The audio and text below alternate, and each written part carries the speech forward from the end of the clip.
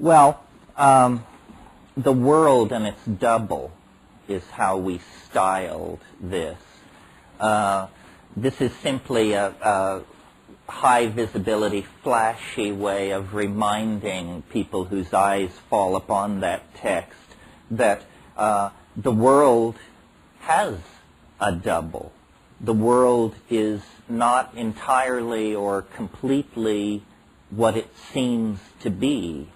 Culture, and by culture I mean any culture, anywhere, anytime, gives you the message that everything is humdrum, everything is normal. In other words, culture denies experience. You know, we all have had, and even a population of non-psychedelic people have had prophetic dreams, intimations, unlikely strings of coincidences, all of these sort of things. These are experiences which cultures deny. Cultures put in place, I'm sure you've heard this word, a paradigm. And then what fits within the cultural paradigm is accentuated, stressed, and what doesn't fit inside the cultural paradigm is denied, marginalized, argued against. And we live at the end of a 1,000-year binge on the philosophical position known as materialism in its many guises. And the basic message of materialism is that the world is what it appears to be, a thing composed of matter and pretty much confined to its surface. The world is what it appears to be. Now, this, on the face of it, is a tremendously naive position, because what it says is the animal body that you inhabit, the eyes you look through, the fingers you feel through, are somehow the ultimate instruments of metaphysical conjecture, which is highly improbable. It seems to me metaphysical conjecture begins with the logic of the situation and then proceeds in whatever direction that logic will carry you. Well, if logic is true to experience, then we have to make room in any theory for invisible connectedness between people, anticipation of a future that has not yet occurred, shared dreaming, all kinds of possibilities that materialism has denied. For approximately 500 years, the great era of the triumph of modern science, materialism has had the field all to itself. And its argument for its preeminence was the beautiful toys that it could create: aircraft, railroads, global economies, television, spacecraft. But that is a fool's argument for truth.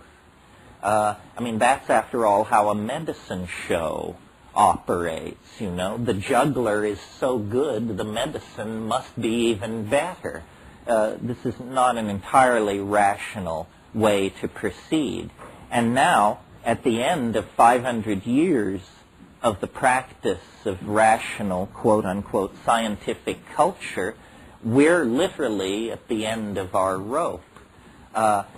Reason and science and the practice of unbridled capitalism have not delivered us into an angelic realm.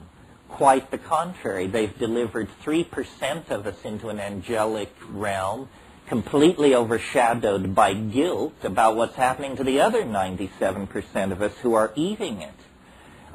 It's not a pretty picture, modern civilization. Most people in the world today are quite miserable. actually. They have very little hope. Their religions, their traditional value systems are being eroded by Dallas and Hawaii Five-0, which are on the village television every night. Lifespans are being shortened by pesticides, chemicals, all kinds of things in the environment. And there is very little political light on the horizon. So I believe that it's reasonable, looking at this situation, to say that history failed and that the grand dream of Western civilization has in fact failed. And now we are attempting, with basically a carved wooden oar, to turn a battleship around. And it's a very frustrating undertaking.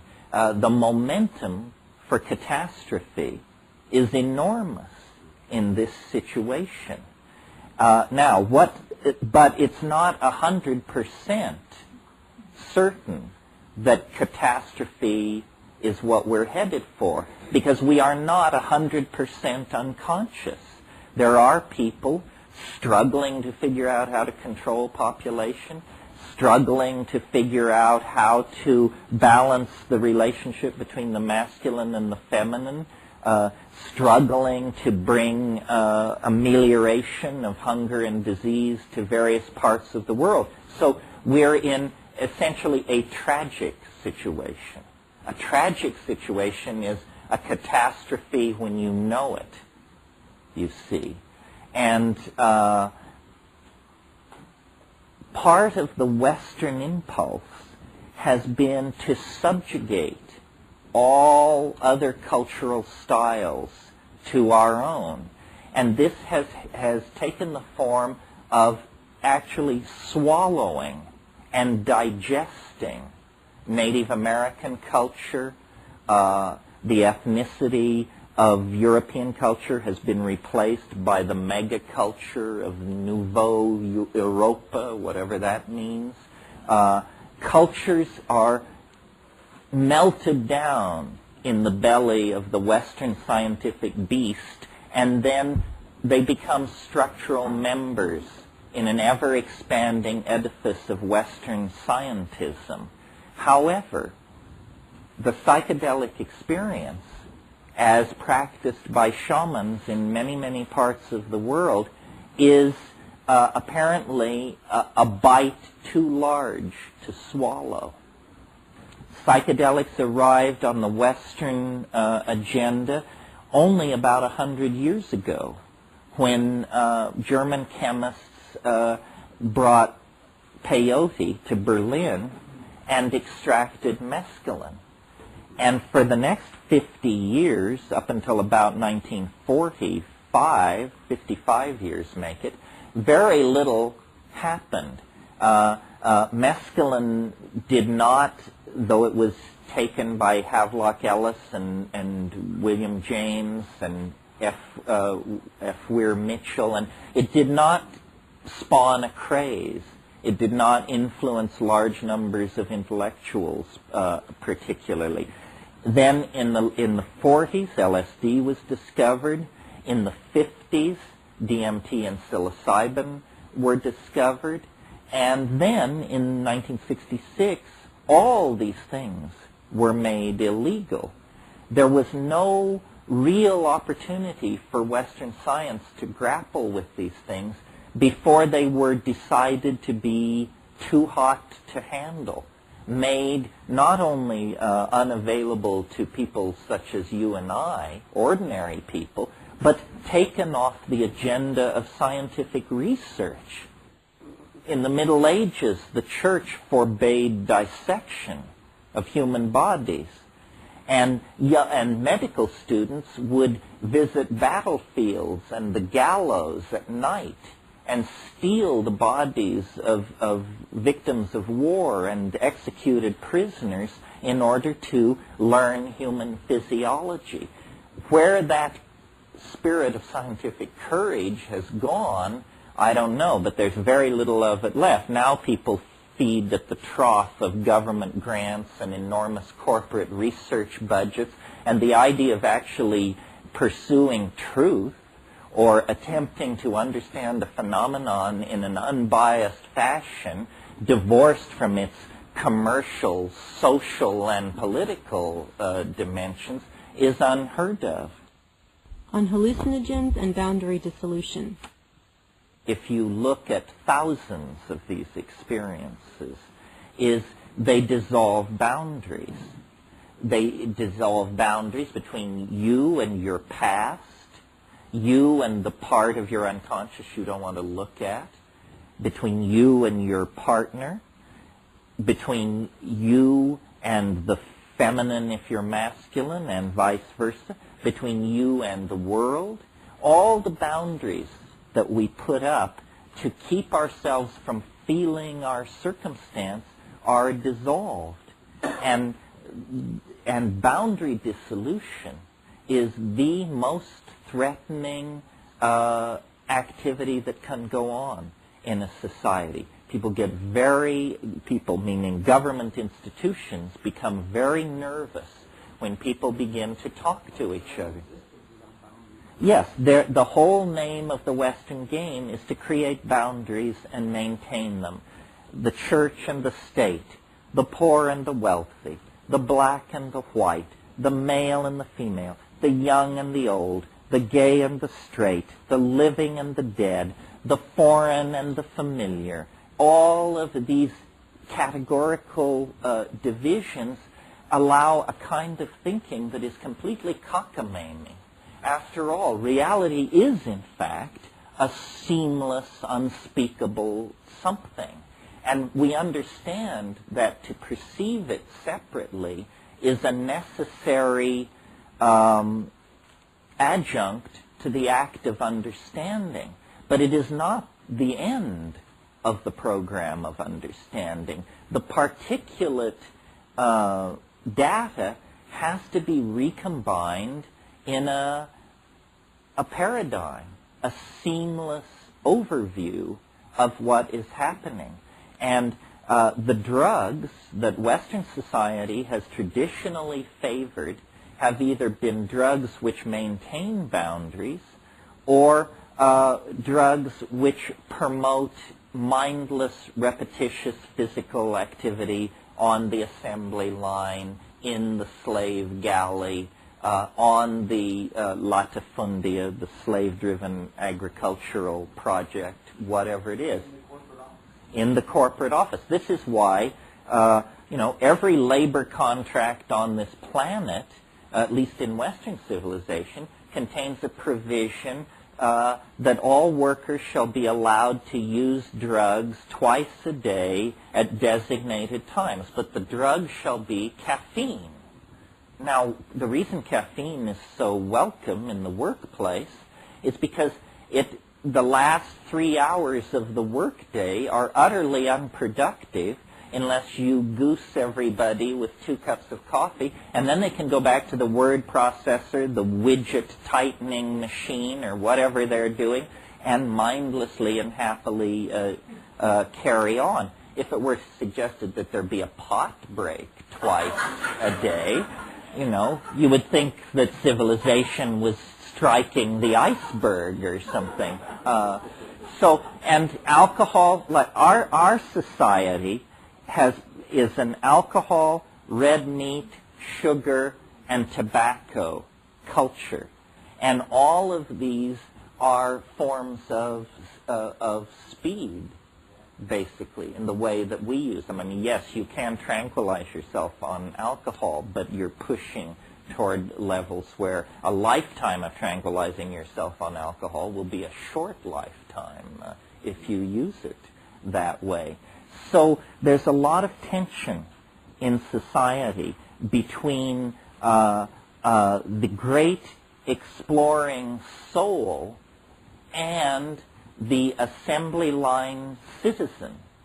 The citizen is defined by obligation and by the boundaries that define, the next citizen, either because it's neighbor or worker or employer or something like that. And the grand exploring soul is marginalized as an eccentric, or if necessary, more seriously marginalized as mad in some way. I mean, madness basically, up until the level of physical violence, means you are behaving in a way which makes me feel uncomfortable. Therefore, there's something wrong with you. Yes. So, this now, it's interesting, and this is one of the points that's dear to me. I mean, they arrive in different orders each time. But I think of history as a kind of mass psychedelic experience. And the drug is technology. And as technology gets more and more perfected as a mirror of the human mind, the cultural experience becomes more and more hallucinatory. And for at least the past couple of 100 years, boundary dissolution has been underway at every level of Western civilization. I mean, you could push it further back. The Magna Carta, the fact that princes and lords of the realm would actually attempt to force the king's signature on a document defining their privileges. They are, after all, ordinary human beings. The king is the divine appointed regent of God in heaven. So this was a severe boundary dissolution within the context of the age in which it was taking place. They were actually saying, you, as Christ's representative on earth, should cede some of this omnipotence to us, mere mortals suspended in the political process. Well, that leads then to broader demands for human rights, for the idea that a permanent and large segment of society kept in permanent poverty is unacceptable. We got rid of debtors' prisons and things like this. As the collectivity of our humanness becomes an intellectual legacy for all of us, there is a dissolving of boundaries of race, class, status, language, so forth and so on. And the whole of the 20th century has seen a massive acceleration of this. The breakdown of the Soviet Union was in fact simply, it was even so described, the lifting of the Iron Curtain, meaning a membrane has suddenly disappeared. And more of these membranes are disappearing. And what is emerging then is a more and more psychedelic experience, meaning a sense of acceleration of information flow, a sense of rising ambiguity about what it all means. Everything seems to carry both a good facet and a detrimental facet. The ambiguity of everything is increasing. The connectedness of everything is increasing. And I will argue later in the day that this is a general tendency of the time and space in which we are embedded, and that we ourselves are a reflection of this. Where is life carrying us? What is this all about? Is it carrying us toward extinction so that the rest of nature can heave an enormous sigh of relief and then get back to the business of nest building, mating flights, and oviposturing, and whatever it is that they're doing out there? Or is it carrying us toward some kind of a transition? If you look back through the history of life, which is a long history, I mean, it reaches back a billion years, it's every advance happens suddenly, unpredictably, and in a very short period of time.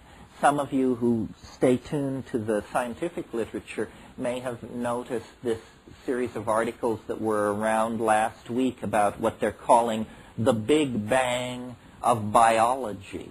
That there was a period of time, incredibly brief, perhaps between 1 million and 10 million years, when all the phyla of life on this planet radiated into existence, sometime between 525 and 535 million years ago.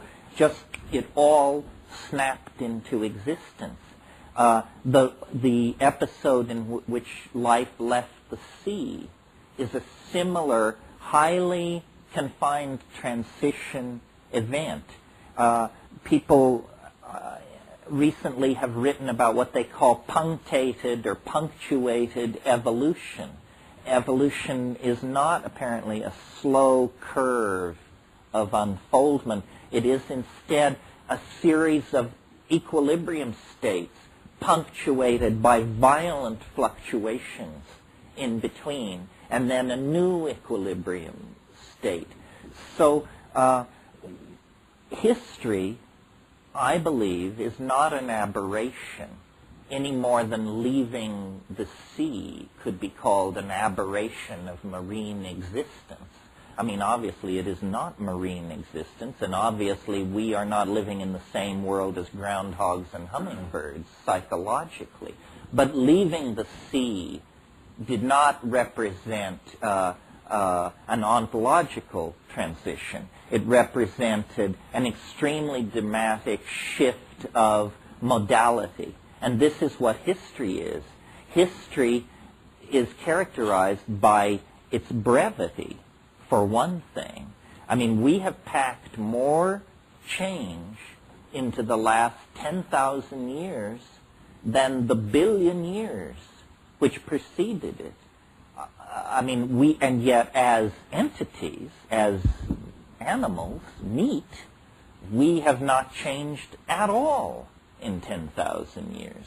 If you were to go back to that era, the people would be exactly like people we see today. They wouldn't be so racially heterogeneous because the great gene streamings and migrations that characterize history had not yet taken place, but essentially perfectly modern people. Well, then history is apparently, if we view it as a process that nature tolerates, if not encourages, then history is essentially, apparently, important enough to to jeopardize the stability of all the rest of the natural ecosystemic world. It's as though nature is saying we are willing to place the entire planetary ecology in danger for 50,000 years in order for the opportunity to be explored of language using, technologically expressing intelligence, carrying all of life to the next level. And it's a terrifying enterprise because apparently to carry life to the next level, tremendous intellectual sophistication is required about the release and control of energy. The problem is energy can be used to destroy as well as build. So as the human enterprise has moved toward greater and greater power and ability to manipulate the environment, the stakes in the cosmic game have risen. And now what we have is approximately $100 billion sitting in the center of the crap table, and one roll of the dice more, and we're going to either win it or lose everything. Because intelligence, if we fail, will never again reach the kind of levels on this planet that we have reached. Why? Because we have extracted all the available metals near the surface of the earth. An evolving species following after us will find the Earth strangely depleted of usable materials down to the 1,500-foot level. And so intelligence coming beyond us will find it just does not have the resources to make the leap to technical civilization. So it's beginning to look like a one-shot deal. And the psychedelics are in there for two reasons. First of all, because they allow us as individuals to break out of the flat cultural illusion and to rise up and look at this situation. So it's for us a tool to understand our predicament. But the psychedelics are also what has driven this circumstance to arise, in part, because what psychedelics do, and I think this isn't too challengeable, is they catalyze imagination. They drive you to think what you would not think otherwise. Well, notice that the enterprise of human history is nothing more than the fallout created by strange ideas. You know, let's build a pyramid. Let's build a windmill. Let's build a water wheel, you know, and then empires, philosophies, religions arise in the wake of these situations.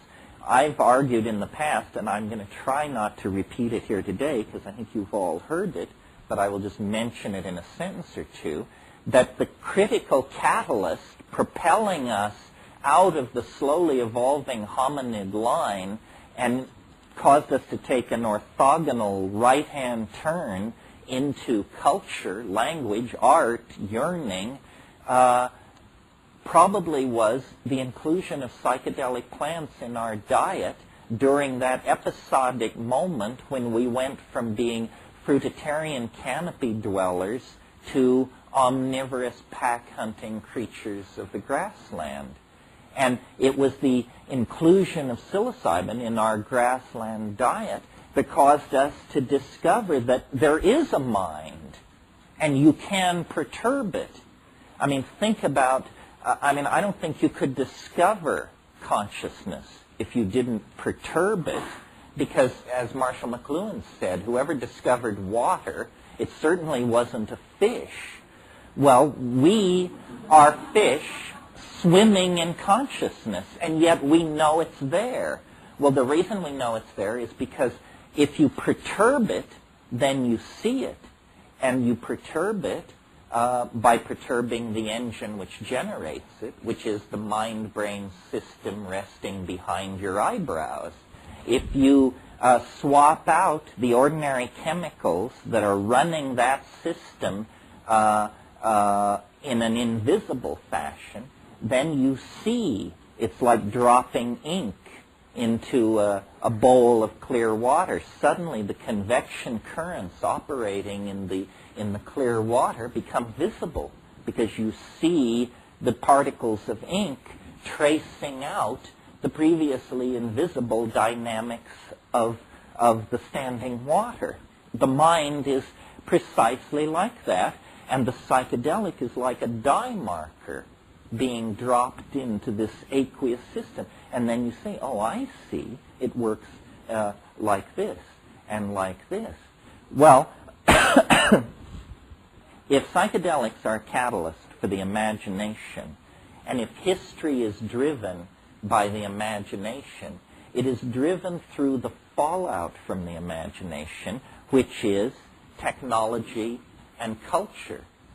Technology and culture are the consequences, the derivatives of the ratiocination of the mind. And technology has, like biological life, but on a much faster or accelerated time frame, technology has this weird tendency to transcend itself, to bootstrap itself. You know, if you have a cart, then it implies better wheels, better bearings, better structure. and then higher speed, more control, more feedback from the machine. That means we need gas gauges, RPM readouts, so forth and so on. Technology, strangely enough, created by a biological creature, has itself this self-transcending quality, but ever accelerating. This is the important point, because the ever accelerating accretion of technology means that history is strangely foreshortened at the future end, because it happens faster and faster. It's like a process that begins very slowly, but once started has the quality of a cascade. The rate at which falling bodies move, 32.5 feet per second. Each second it accelerates to twice the rate of infall that was occurring in the previous second. Technology is like this. And we now are in a domain where if we attempt to propagate technological development forward 50 years, it becomes unmanageable as an intellectual task. We can talk about the automobile, what it might look like 50 years from now. It would float, it would go 500 miles an hour, it would be guided by your mind, so forth and so on, these kinds of ideas. But when you think that every artifact of our world will undergo that kind of transformation, and that the synergy among these transformed objects will create phenomena and situations that we can't anticipate. That's the key thing. Our inability to anticipate the synergies between our technologies. I mean, the computer, LSD, spacecraft, holograms, organic superconductivity. Those are just 6 areas where the integration of those concerns will produce unimaginable consequences. Yeah. The ultimate boundary dissolution is the dissolution of ego. I mean, we straight people hope that they never meet it except at death. Of course, they don't realize going to sleep at night is a kind of ego dissolution. But the government is expressive of this dominator culture that we're living in.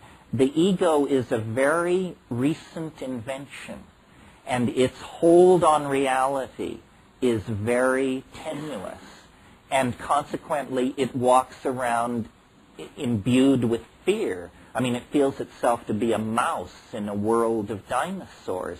That's because it's a very recent development. I guess I have to go back to this scenario of human development and say, just very briefly, here's how I think this worked. I'm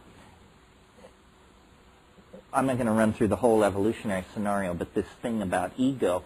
All primates have what are called dominance hierarchies. That simply means that the hard-bodied, long-fanged young males kick everybody else around. They control the females, the children, homosexuals, the elderly. Everybody is taking orders from this dominance hierarchy. And this is true clear back into squirrel monkeys. It's a generalized feature of primate behavior. And it's an aspect of our behavior as we sit here. Women, the feminine is not honored. The elderly are marginalized. Homosexuals, that whole issue. Many of our social and political ills stem from this attitude. Well, but you see, I believe that when we left the trees and admitted psilocybin into our diet, that it has the effect of dissolving boundaries and making this maintenance of a dominance hierarchy very, very difficult. First of all, the key on one level to maintaining the dominance hierarchy is monogamous pair bonding. That's where it begins. If in a society taking a lot of psilocybin, monogamous pair bonding breaks down because of CNS activation and sexual arousal. So in a psilocybin-using culture, there will be a tendency to orgiastic sexual behavior rather than monogamous pair bonding. What that does is it causes an incredible social cohesion, because in an orgiastic society, men cannot trace lines of male paternity. So men's attitude toward children is, these children are all ours. We, the group. It's a glue that we, in our paranoid social style, with everybody having the deed to their property and their 11-foot-high fence, can hardly imagine. But psilocybin was artificially suppressing this dominator behavior style in the primate, the evolving proto-hominid, now human being. When psilocybin was taken out of the diet, the old primate program was still there. It had not been bred out. The genes were always there. It's just that for 50,000 or 100,000 years, we medicated ourselves, literally religiously. We religiously medicated ourselves every new and full moon, perhaps oftener. These orgies were happening, creating social cohesion, propagating everybody forward. The problem was, when the psilocybin was taken away, we had been under its influence for perhaps 500,000 years. We had evolved language, rudimentary abstract philosophy, a sense of religion. We had invented technology in the form of using fire and chipping flint and all that. The psilocybin goes away, and suddenly these skills, these tools, these technologies are in the hands of marauding apes, not anymore cohesive,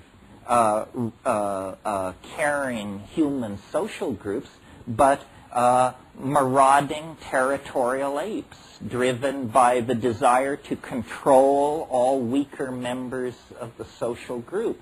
And that's our circumstance. We have, the tools that would allow us to sculpt paradise, but we have the reflexes and value systems of anthropoid apes of some sort. So the split between our conscious hopes, our best foot, and the bottom of the human scale is appalling. I mean, look at the spread. It's a spread from from Mother Teresa to serial killers.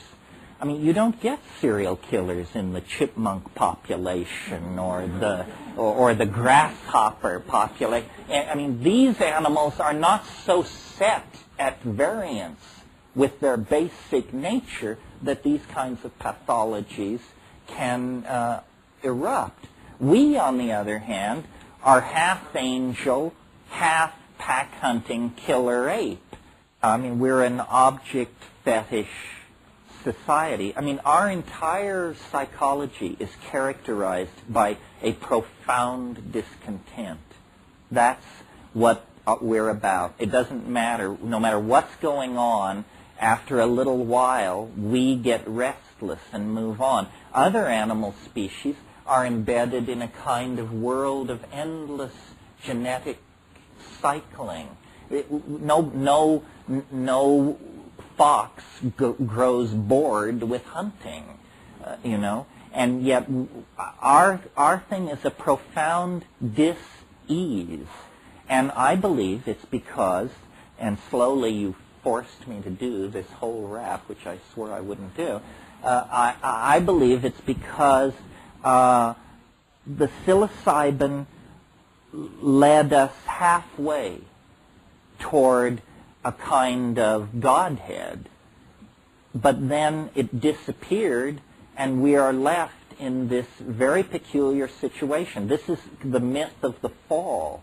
You know, we are half angel, half beast, and these two natures are united in every one of us.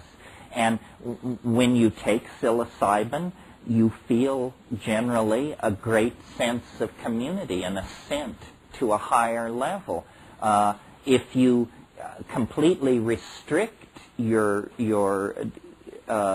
intake of intoxicants of any sort, then you get the teetotaler type personality, which is characterized by incredible smugness, limited intellectual horizons, and an unbearable aura of self-congratulation that makes it pretty hard for the rest of us to put up with. Yes, yeah.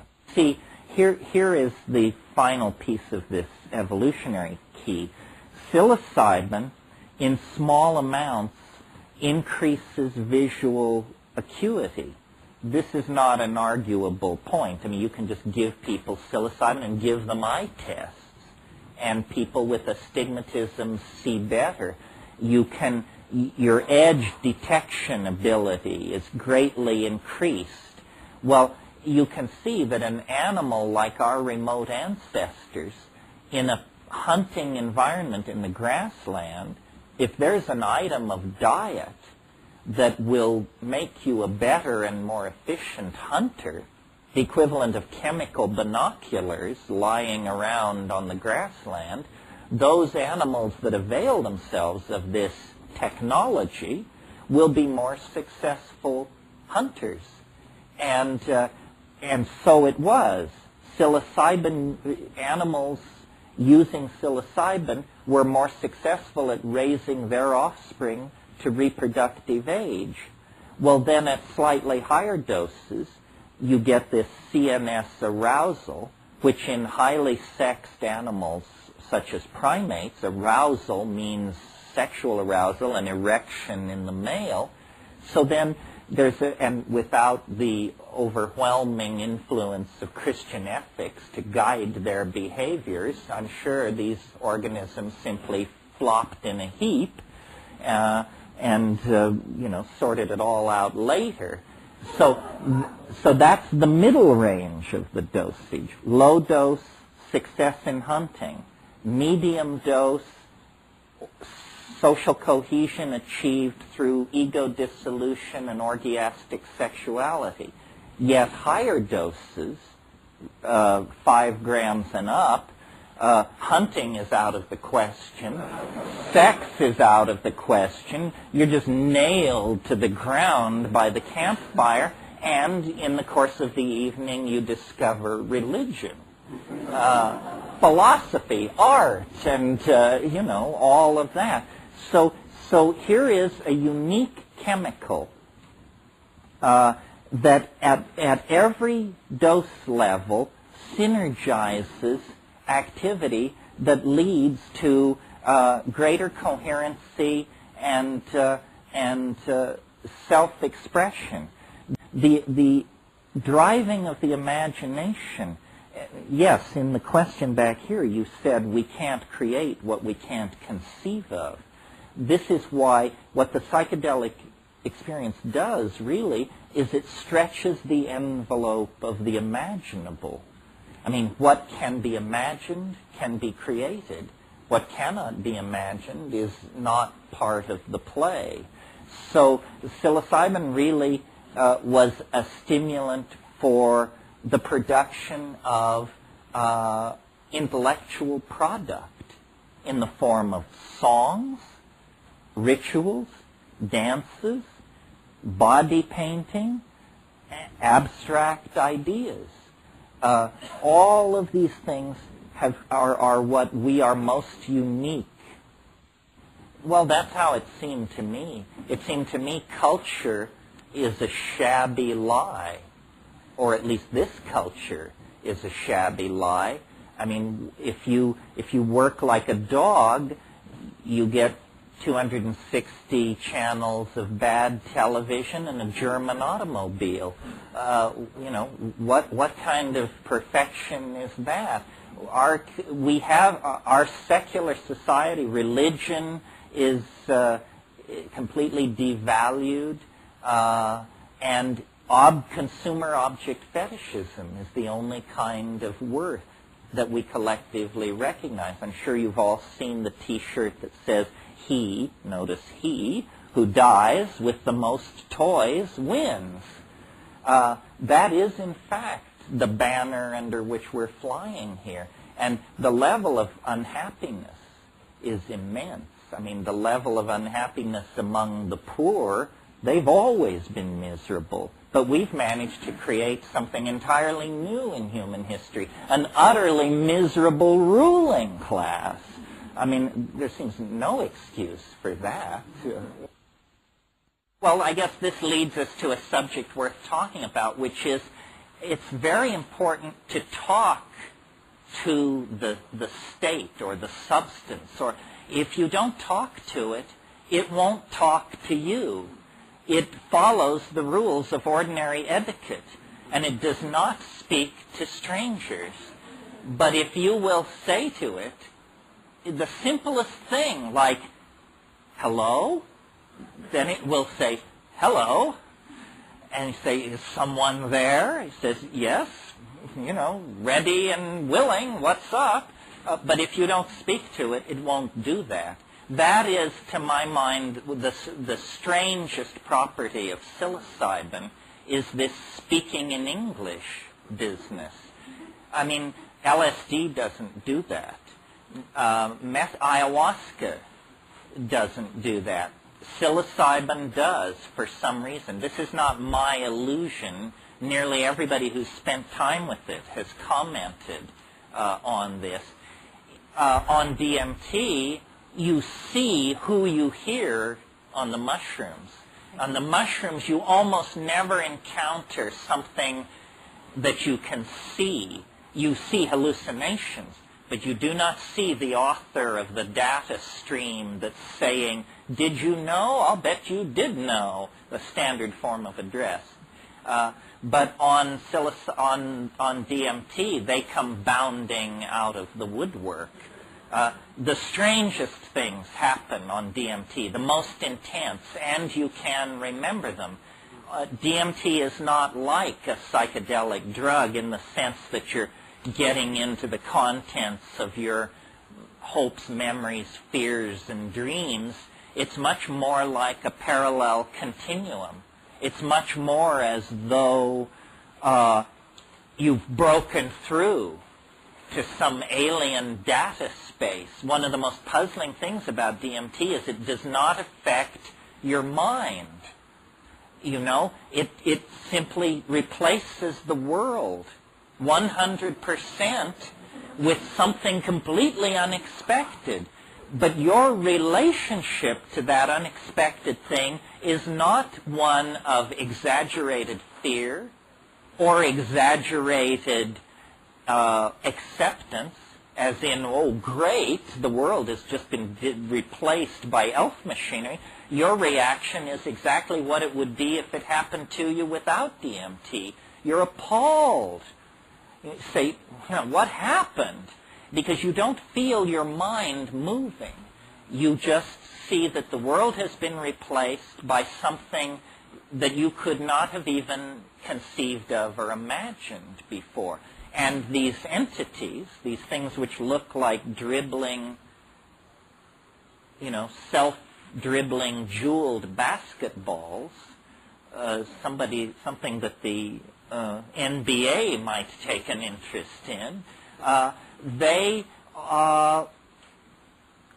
you see them, and they present themselves to you, they use language to condense visible objects out of the air.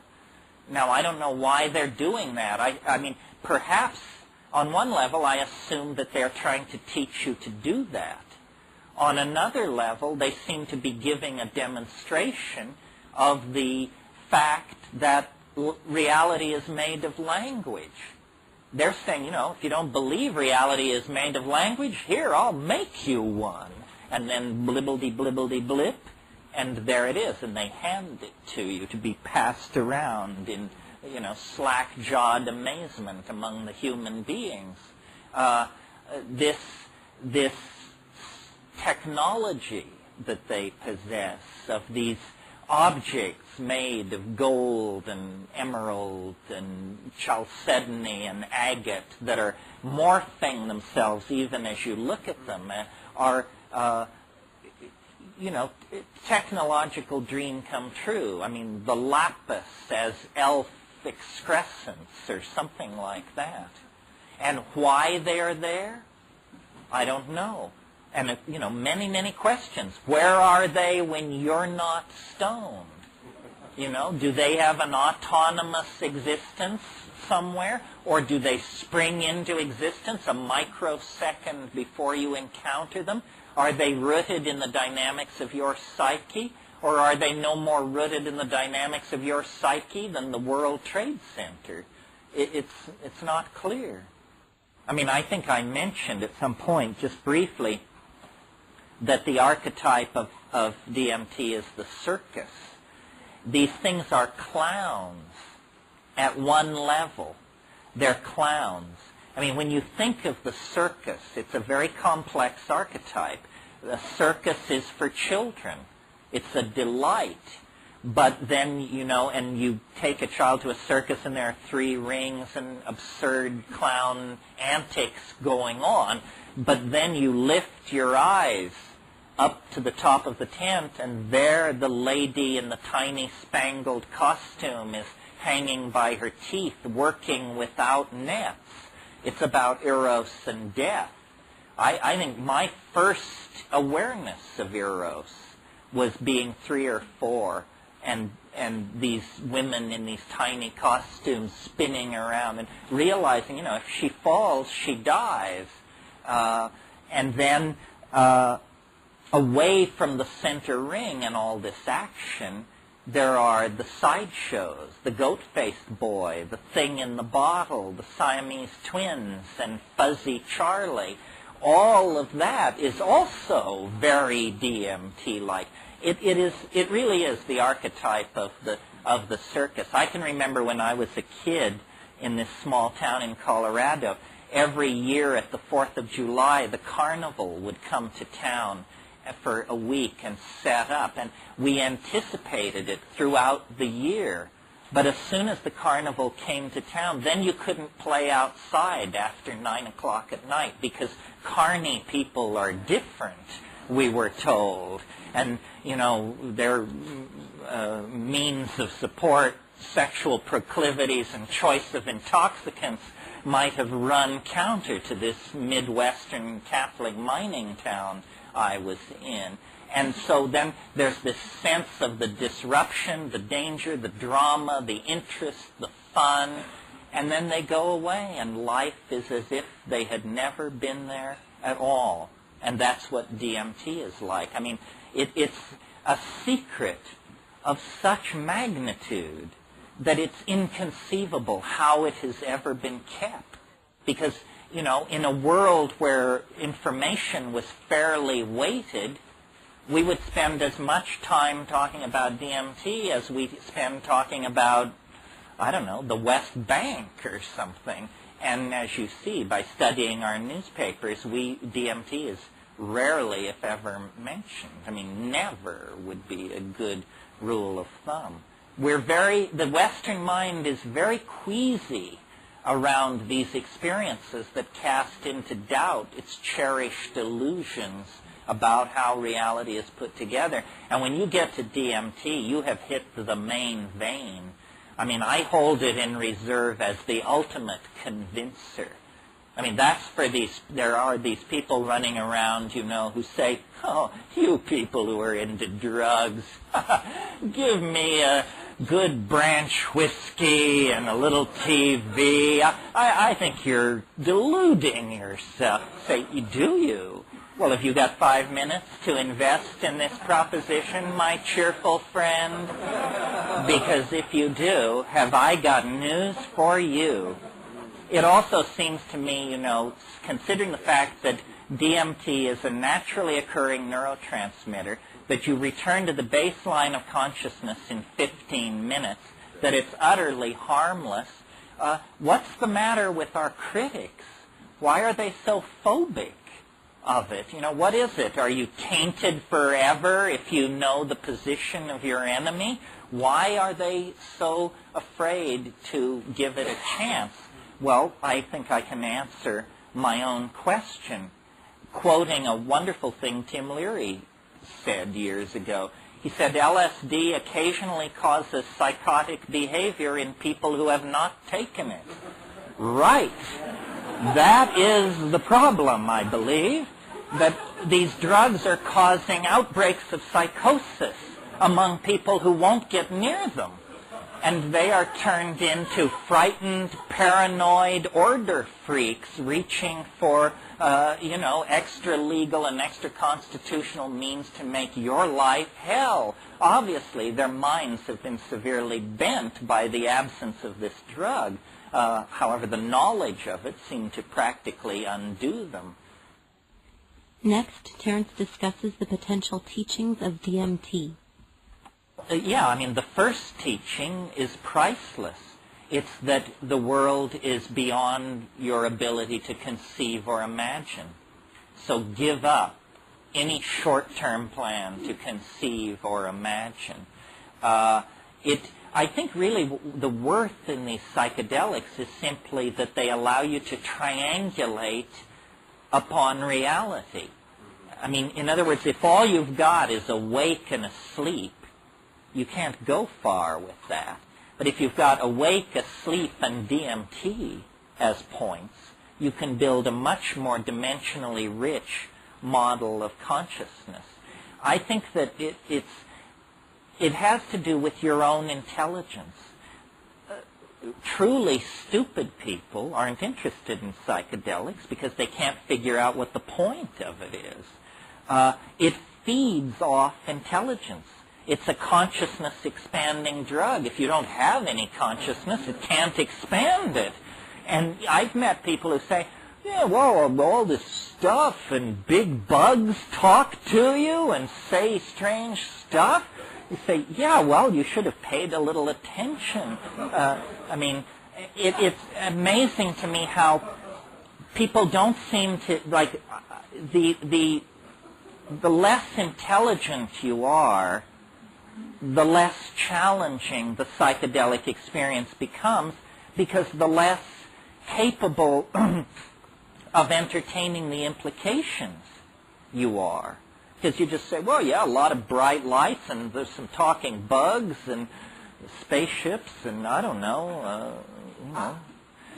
Well, you know, it's because I guess it's because those people are so ingrained in cultural values that they assume it's not real.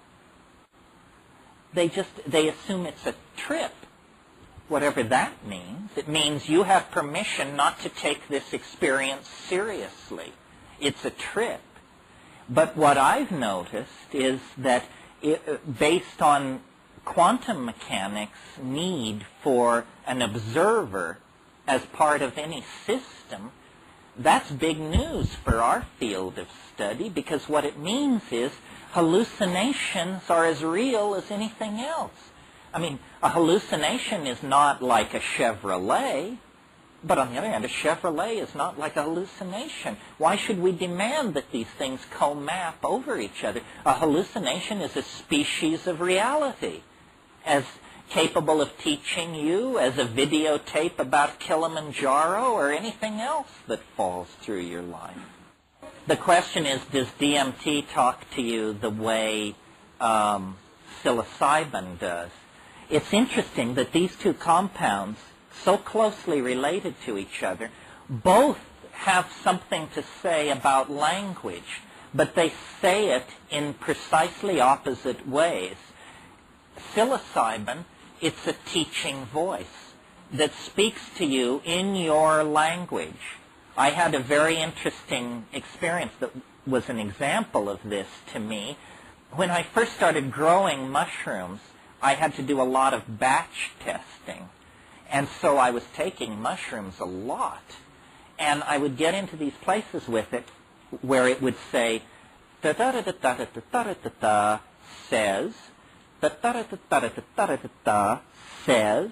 It would make these declarative statements, and then it would always put the word says on the end of the sentence. I thought, you know, weird, but what do you expect of a talking vegetable? What's weird and what isn't?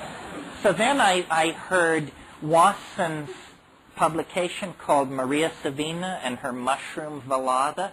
It's a set of 6 tapes of a mushroom session that Maria Savina did in 1956.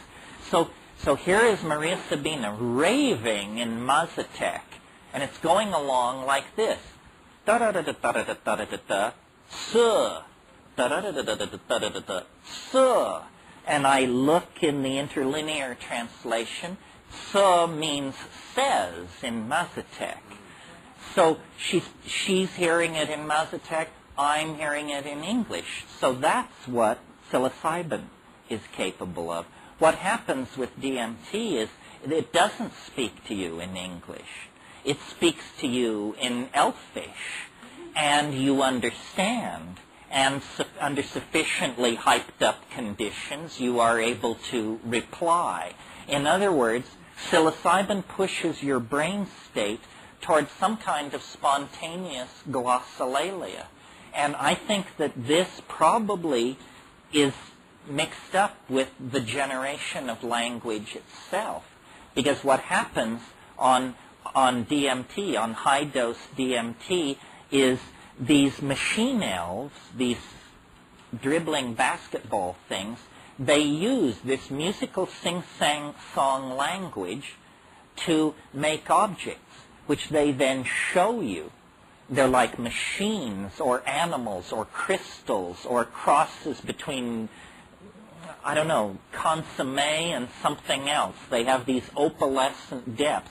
They're neither matter nor mind, neither solid nor liquid, but they make these things and set them loose in this environment, and these things themselves are emitting language and making other things. So they make machines which make machines. Everybody's chattering, squeaking, crawling over each other, clamoring for your attention. And what they're trying to do is to get you to produce this glossolalia.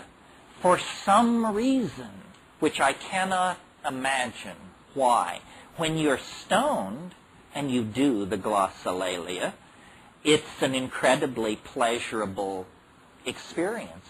But so might be eating an orange or having sex if you were to do it at that moment. You can't tell, but you can make this funny pseudo-linguistic stream of syllables that's very, very satisfying.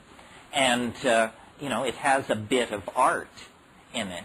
I think probably we invented language long before meaning, and that it was some very practical person who got the idea that the music could have words, and that before that it was simply verbal amusement.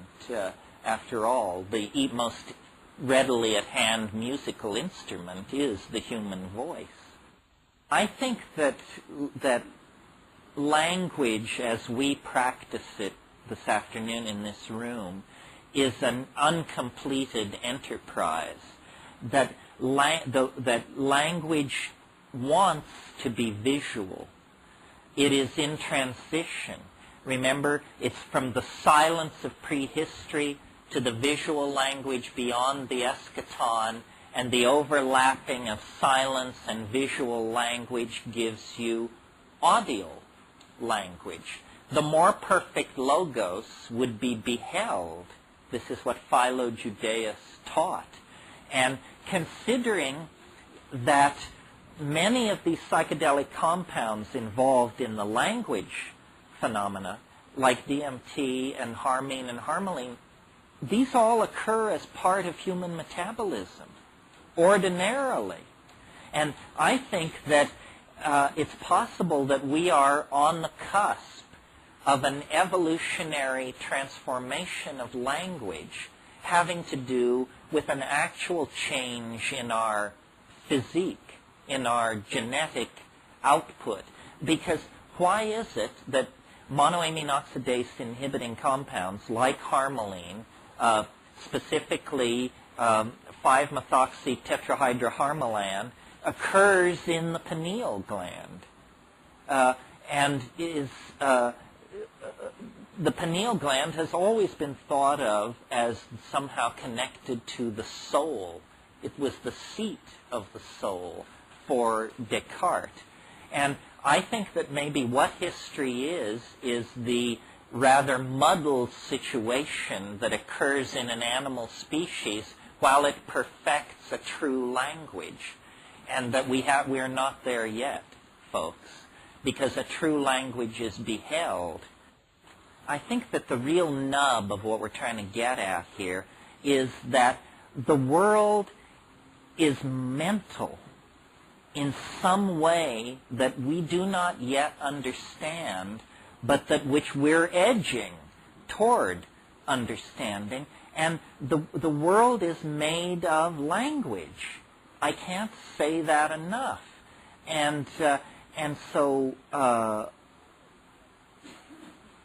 whenever we get into these discussions about reality or effects in space and time, we are operating outside this assumption that the world is made of language. If the world is made of language, it's very hard to figure out just where the edge of it is.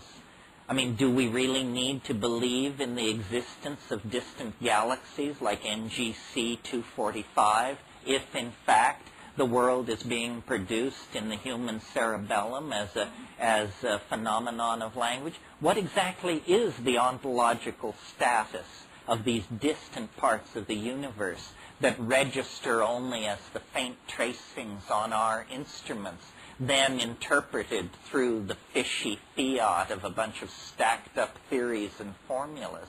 I mean, did you know that the entire universe of radio telescopy, radio telescopes were invented around 1950. They've been used to build up our entire picture of the universe. Did you know that if you took all the energy that has fallen on all the radio telescopes on this planet since the invention of radio telescopy, that it would be less energy than is generated by a cigarette ash falling a distance of 2 feet? So that's where your data sample is coming from, that you've built up this model of exploding galaxies and colliding quasars and mega this and mega that. I mean, it's pretty flimsy stuff, folks, compared to the meat of the moment in which we find ourselves. Now, magical philosophies, which are have about 50 to 100,000 years under their belt, as opposed to science, which goes back to the Renaissance, magical philosophies have always claimed that the world is made of language, that the world is a thing of words. And if you know these words, you can take it apart and put it together any old way you wish. Our entire Western religious tradition begins with the incredibly cryptic statement, in principio et verbum et verbo caro factum est. It's fairly obscure even in English. In the beginning was the Word, and the Word was made flesh. What is this making the Word into flesh? And does it not imply then that eventually the flesh will become Word? As I descend into mental disintegration and madness, I become more and more convinced that reality is more like a novel than a series of integrated tensor equations of the third degree, which is what physics would have us believe. The world is like a novel. It's a novel in which you are a character. And there's dramatic tension, plot, resolution, tragedy, nobility, betrayal, the whole gamut of emotions and human possibilities.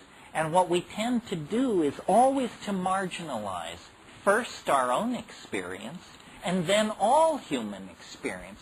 So our model of reality is that the universe is a zillion somethings that direction and a trillion somethings that direction. We are tiny and insignificant. Our star is typical. Our galaxy is typical. Everything is utterly humdrum. And there's nothing going on here at all. Well, this is an incredibly dreary and disempowering model of reality. I would rather believe that if, in fact, what the universe is a novelty-producing and conserving engine, and if we define novelty as density of connectedness, then guess what?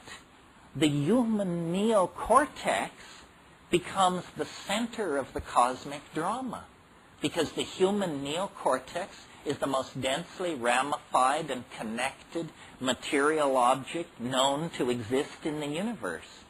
So after 1,000 years of human marginalization, suddenly through the injection of science, there is permission to believe that the cosmic drama really is about us, that we really do carry the load in this play, that this is a play about the career and preservation of novelty and complexity, and thus we are central actors in that drama.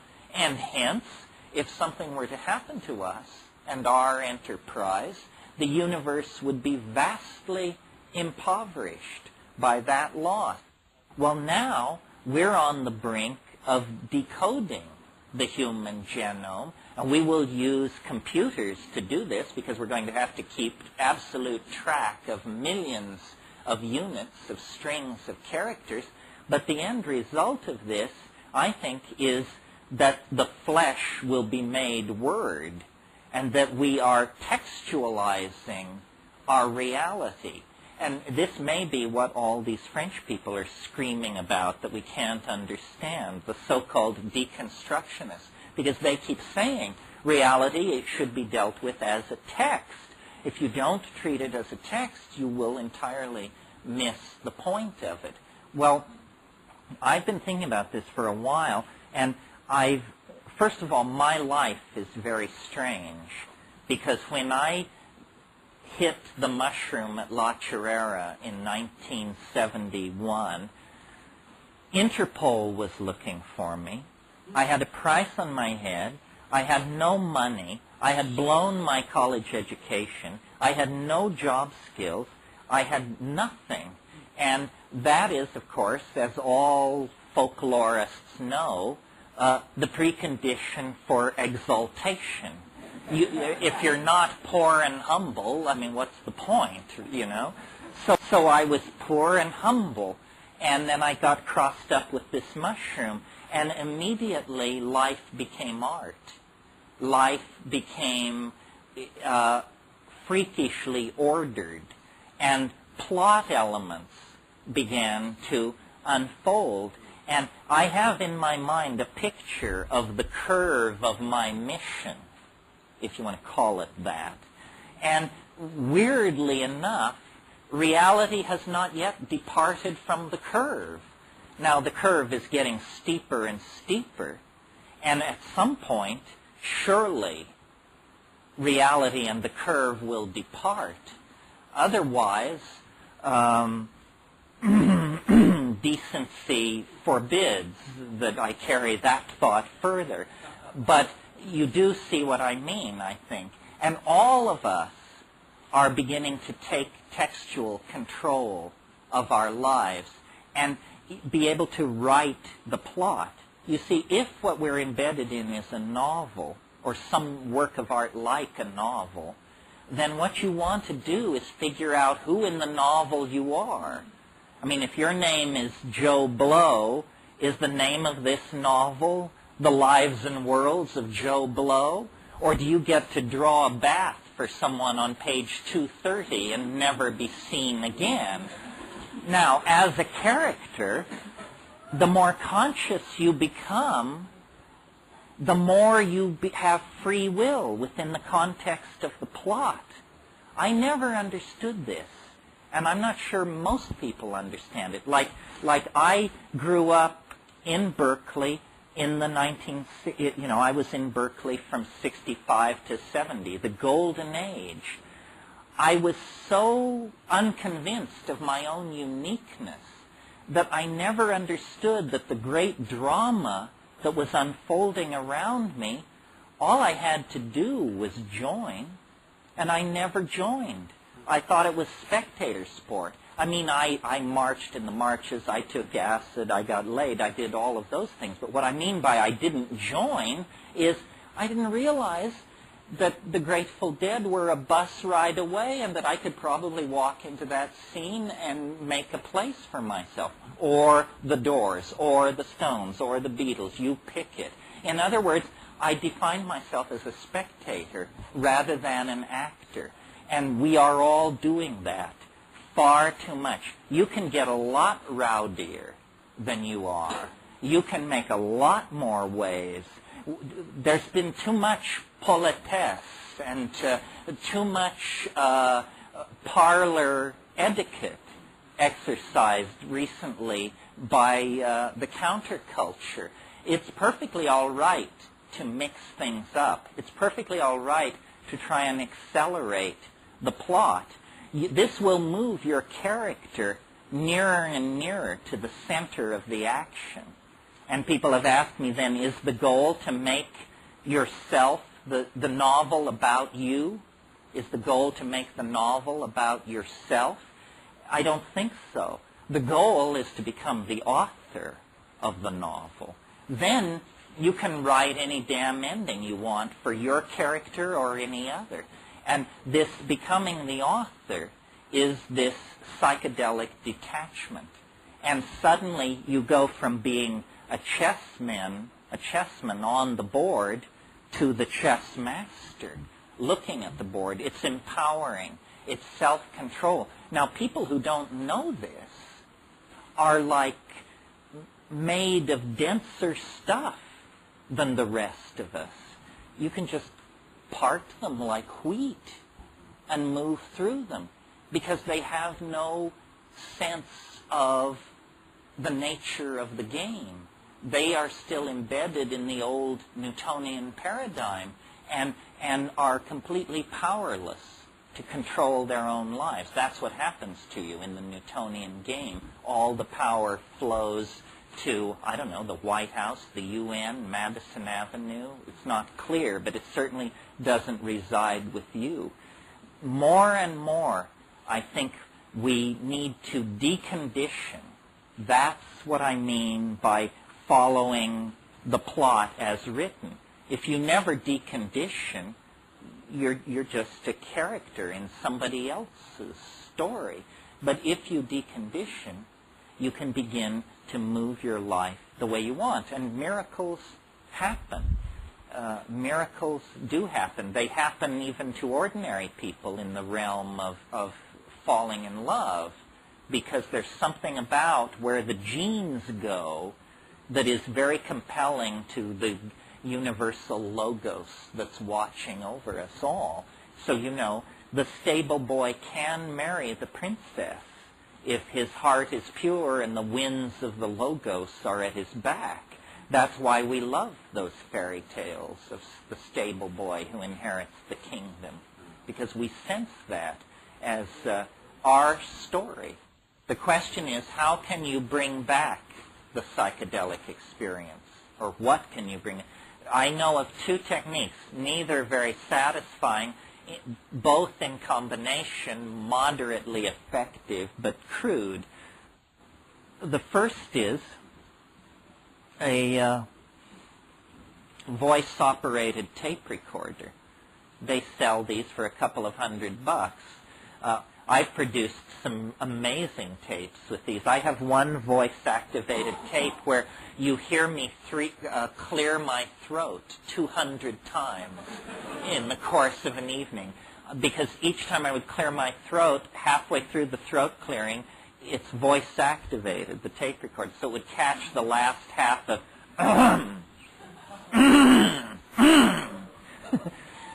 however, if you have presence of mind sufficient to speak English, this would be a more informative record of your experience.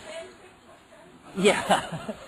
And then the other technique, which is less technically dependent, is if you have an insight at a certain level of the experience, you have to repeat it to yourself at another level of the experience, and then another level. And by this incremental bucketing method, you can carry almost any insight out into the realm of the world. These insights often don't stand up to scrutiny. I had a really interesting experience just a week ago. I'm sure you've all had most of this experience, but I finally had it all. It's the experience of having a dream, a very, very complicated dream, the subject of which is the universal secret, which if told would transform everything. It's the "I've got it" phenomenon, and usually what happens is you wake up and it's gone just before you get consciousness to get, and you say, "My God, I understood everything. I had it down to a single statement. If I could articulate it, the world would never be the same." Well, this happened to me about a week ago, but by some miracle, I actually was able to hang on to the statement into consciousness. And I woke up and yelled this thing. My son was appalled. I mean, it was 6:30 in the morning, and I was able to get it out. I hope you're ready. I sat straight up in bed and said, "A song is a song." Profound stuff. I mean, maybe it is profound stuff. The profound stuff usually has that an X is an X construct, because essentially what it's telling you is silence would have been an acceptable substitute for this statement. Well, let me say one more thing here, just sort of to wind this up. The metaphor that makes sense for what we're going through, because it gets the biology of it, it gets the drama of it, it gets the risk of it, it gets the fun and the joy of it, is the metaphor of birth. We are about to decamp from three-dimensional space and time. Yes, the earth is the cradle of mankind, but you can't live in the cradle forever. And we're not in this cradle alone. We are squashing and trampling on hundreds of other species that have as much right to be here as we are. So through technology, which means pharmacology, art, and the engineering sciences, we are trying to find a doorway into a new world for the spirit. And it is going to come out of human-machine interfacing, pharmacological redesign of the human brain-mind system, down possibly digitalizing and downloading into the microphysical realm. We don't know. I mean, it makes your hair stand on end to think of being downloaded into the digital realm. There was once a fish who had a great deal of doubts about this plan to conquer the land, and tried to urge everyone to think again, that no good could possibly come of it. But in fact, the forward thrust of evolution is toward higher dimensions, greater complexity, more information, greater connectedness, and a deeper and deeper sense of the all-pervasiveness of love and meaning.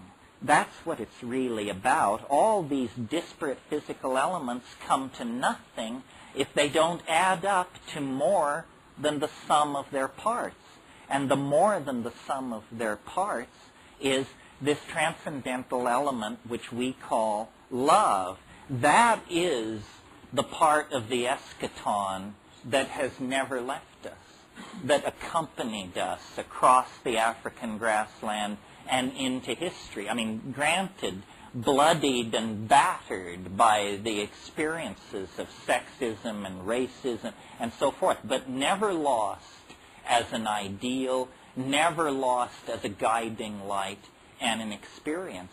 And I really think that when we dissolve all the boundaries, this is what we will discover, is an unconditional caring, an unconditional affection that flows through all life and all matter and gives it meaning. And you don't have to wait for the end of the world to get this news. You can just short-circuit the collective march toward that realization by accelerating your own microcosm of spirituality through the use of these hallucinogens. They are the doorways that the Gaian mind has installed in the historical process to let anybody out anytime they want to, provided they have the courage to turn the knob and walk through the door. Thank you very, very much. Thanks.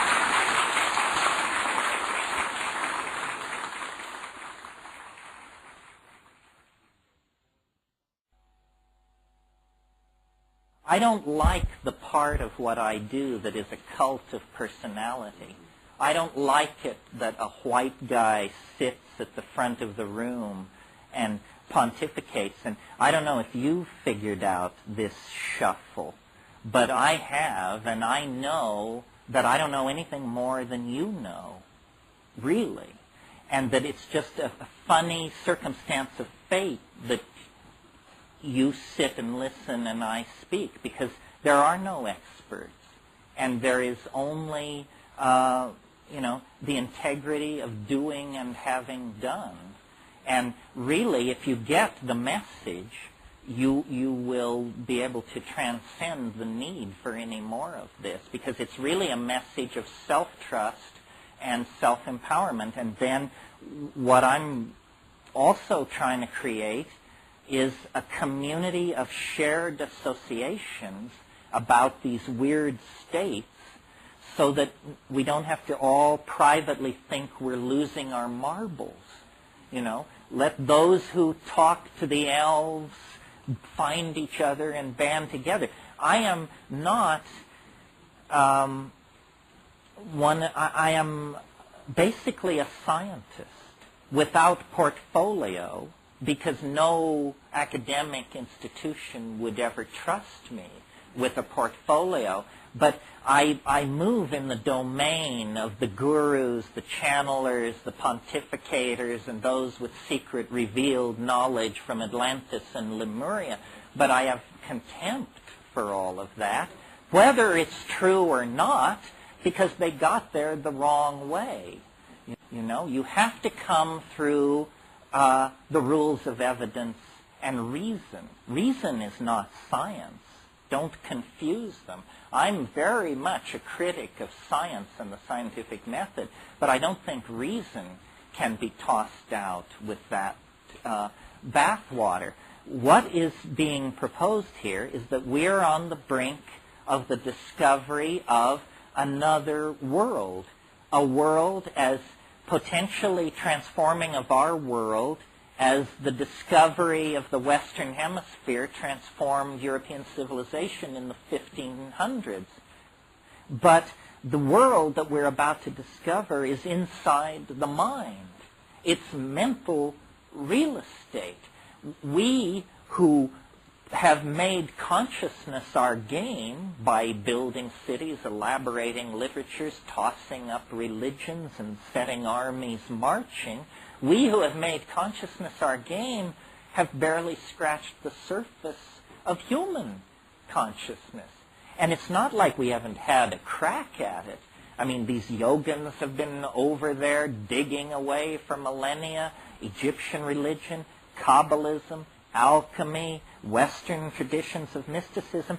And I am a connoisseur of all that, don't get me wrong, but what astonishes me is how embryonic it all is. We are not the tired inheritors of an ancient and sophisticated civilization in its twilight, which is what they're all telling us. We are the know-nothing, fresh scrub babes who are the new kids on the block who haven't got a clue as to what the human enterprise could really be about.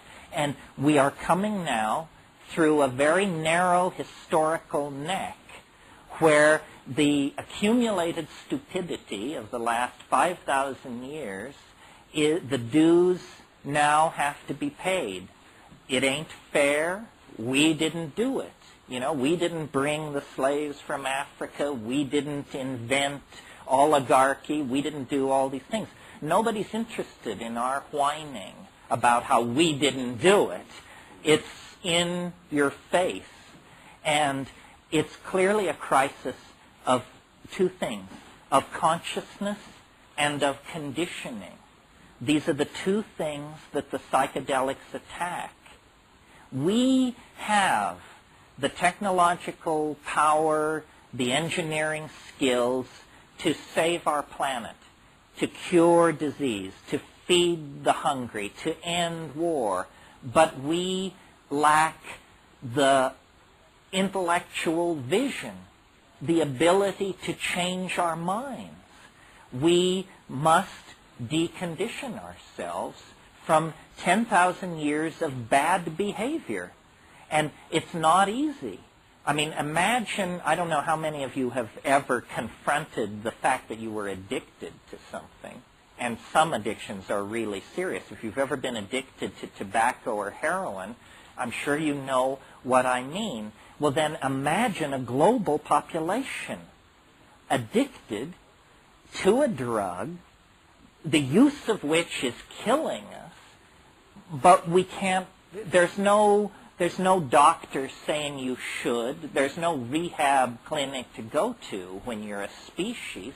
We are on an absolutely destructive bender that will end with the death of the earth, the impoverishment of its animal and plant population, and the collapse of our civilization into scarcity unless we can somehow restructure our psychology and get hold of ourselves. And psychedelics are the only thing I've ever seen work on an individual level to do that. You know, in the early 60s, they were curing 75% of chronic alcoholism cases that they treated with LSD. They were curing with one dose of LSD, one 500 microgram dose. Well, now, obviously, LSD is not a magic bullet for alcoholism. That's a preposterous idea. It's simply that you take LSD, and if you're a chronic alcoholic, you review your life, and you notice that you're killing yourself. And then you say, my God, I am killing myself. If I don't stop what I'm doing, I will be dead. That's the strongest motivation to character rehabilitation there is. And that's what we have to carry into the domain of public debate. I can't believe how constipated American institutions are. I mean, here we are under the aegis of a great crusading reformer from Arkansas. A new order in human affairs has dawned, but they suggest closing an air base out at Sacramento, and there are editorials as to whether we can survive the shock of this massive change. Well, I've got news for you. You better do your change-related calisthenics if that was heavy lifting, because what you've got coming at you is something very, very different. We are now in a position to actually make something of ourselves, extend the design process to human destiny. and produce something that will redeem 10,000 years of pogroms and migrations and attempted genocides and pointless wars and stupid religions that make people hate themselves and all the rest of it. If we're going to redeem that legacy, then we have to do something quite spectacular.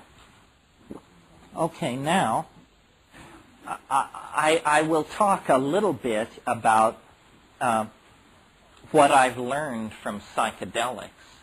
I feel self-conscious doing it, but on the other hand, wouldn't it be stupid for me to talk about what you've learned from psychedelics? That would add presumption to the sins already arrayed here. There are different models about what the psychedelic experience is. Here's a couple. Building on Western psychotherapy as elaborated by Freud and Jung, one view of what psychedelics are is it's the part of your mind that you'd rather not do business with. It's the memories of childhood neglect or abuse. It's repressed, kinky fantasies. It's, in other words, the Freudian idea of the unconscious, that somehow these are drugs which dissolve the boundary between conscious and unconscious mind, and then you can do accelerated psychotherapy because resistances have been pharmacologically overcome. That's one model. It's good as far as it goes. It just doesn't go far enough. Then there's another model, which I would call the traditional or shamanic model. And it says the cosmos is a series of levels, and these levels are connected by vertical routes of access, which can be thought of as simply flights through space, or magical trees, or magical ladders. Anyway, there's an image of ascent. And ordinary people exist on only one of these levels. But a shaman is not an ordinary person. A shaman is a superhuman person who has the power of animal allies behind them, and they can go up and down in these elevators that move between levels, and they can therefore recover lost souls, see social hanky-panky, theft and adultery, see the causes behind that, see the causes behind disease, so forth and so on. That would be the traditional one. What I have concluded after 25 years of fiddling with this is that both of those ideas have a certain something to recommend them, but that they don't go far enough, and that we get more to the meat of this if we leave off psychological, the first explanation, or sociological, the second explanation, and actually go for something a little more formal, to wit, a mathematical model of what shamanism is. And what I mean by that is, let's think about what shamans do. They cure disease, and another way of putting that is they have a remarkable facility for choosing patients who will recover. They predict weather, they're very important. They tell where game has gone, the movement of game, and they seem to have a paranormal ability to look into questions, as I mentioned, who's sleeping with who stole the chicken, social transgressions are an open book to them. Well, thinking about this from a mathematician's point of view, an all-encompassing explanation that would explain how all these magical feats are done is simply to suppose that the shaman is somehow able to project his consciousness, his or her consciousness, into a higher dimension not metaphorically, as in Sylvester Stallone has many dimensions, not metaphorically, but literally, as in 1 dimension, 2 dimensions, 3 dimensions, and 4. Because if you could move into the 4th dimension, the dimension orthogonal to Newtonian space-time, seeing what the weather is going to be next week is as easy as seeing what the weather is now. Seeing where the game went is as easy as seeing where the game are. Knowing who stole the chicken is simply defined by looking to see who stole the chicken. And I have noticed that all of biology, not simply shamanism within the context of human society, but all of biology is, in a sense, a conquest of dimensionality. That as we ascend the phylogeny of organic life, what animals are a strategy for conquering space-time. And complex animals do it better than simpler animals. And we do it better than any complex animal. And we 20th century people do it better than any people in any previous century, because we can bind data in so many ways that they couldn't, electronically, on film, on tape, so forth and so on. So the progress of organic life is deeper and deeper into dimensional conquest. Well, from that point of view, then, the shaman begin to look like the advance guard of a new kind of human being. A human being that is as advanced over where we are as we are advanced over people 1,000,000 years ago. Because we have, very elaborate strategies for coding the past. It's a dimensional conquest. So that's part of what I've learned about psychedelics. And I could have left it there, but I never do. I always want to bring more in under the umbrella of whatever metaphor it is that's being pushed. And what I have discerned is that time is actually speeding up. That the universe is not what physics tells us it is. Physics tells us that the universe is a physical system, an entropic system that was born in immense energy and chaos and will run down with a bang, with a whimper, not a bang, run down into heat entropy and dissipation. The psychedelic data on this is completely different. The psychedelic data says what that model left out was biology and mind. Now, biology, you might imagine, is a fairly ephemeral, recent, fragile phenomenon. It is not. The average star in this galaxy gutters out after about 700 million years. Not our star. We happen to have the good fortune to be around a very stable, slow-burning star. But there has been biology on this planet at least 2 billion years. 3 times the average life of a star. So biology is not some Johnny-come-lately epiphenomena. Biology is a phenomenon more persistent than the life of the stars themselves. And biology is not a static thing. A star evolving now is not greatly different from a star evolving 1 billion years ago. Biology doesn't work that way. Biology constantly changes the context in which evolution occurs. The way I have downloaded this into a phrase is the universe is, the biological universe at least, is a novelty-conserving engine. Upon simple molecules are built complex molecules. Upon complex molecules are built complex polymers. Upon complex polymers comes DNA. Out of DNA comes the whole machinery of the cell.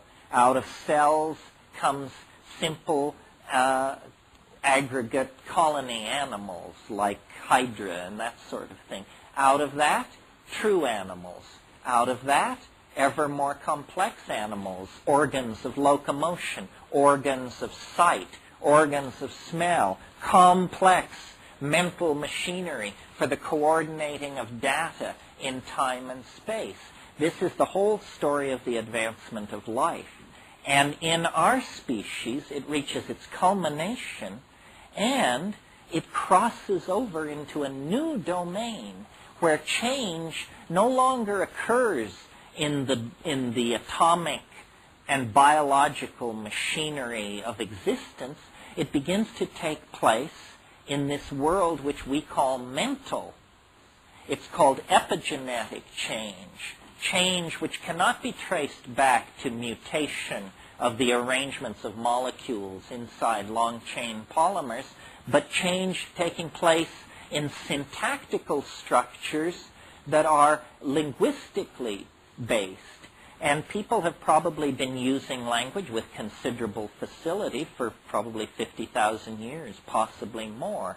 In our own time, we have created ever more elaborate languages, ever more elaborate technologies for transforming, storing, and retrieving language, so that we are actually on the brink, of being able to give every single one of you the complete cultural inventory, the complete database of human beings' experience on this planet. That's what these data highways and networks are all about. The nervous system is being hardwired. But what I wanted to draw your attention to about this is it is not only an advance deeper and deeper into novelty, but it's an advance in which each successive stage occurs more quickly than the stage which preceded it. So, once you get the Big Bang, then nothing much happens for a long, long time. There's plasma streaming through the universe. The universe is slowly cooling, but that's the most dramatic, complex process in the universe, this cooling. Then, after a certain point, more complex processes come in. Complexification begins to build, and as it builds, it begins to happen faster and faster and faster. And the great puzzle in the biological record is the suddenness of our own emergence, human emergence, out of the primate line. It happened with enormous suddenness. Lumholtz calls it the most explosive reorganization of a major organ of a higher animal in the entire fossil record. And that's, a great embarrassment to the theory of evolution, because this is the organ which generated the theory of evolution. We're not talking an appendix or an eyebrow here. We're talking the very organ which generated it. I think that we have taken far too much responsibility for what is happening, and that what we took to be a staircase we were climbing is actually an up escalator. And if you will stop climbing, you will notice that it does not impede your upward progress, because the ground you're standing on is moving you toward the goal. And I think that this idea, which may be the proof that I'm bonkers, requires a fairly radical reorganization of consciousness. Because what I'm saying is the universe was not born in a fiery explosion from which it has been being blasted outward ever since. The universe is not being pushed like that from behind.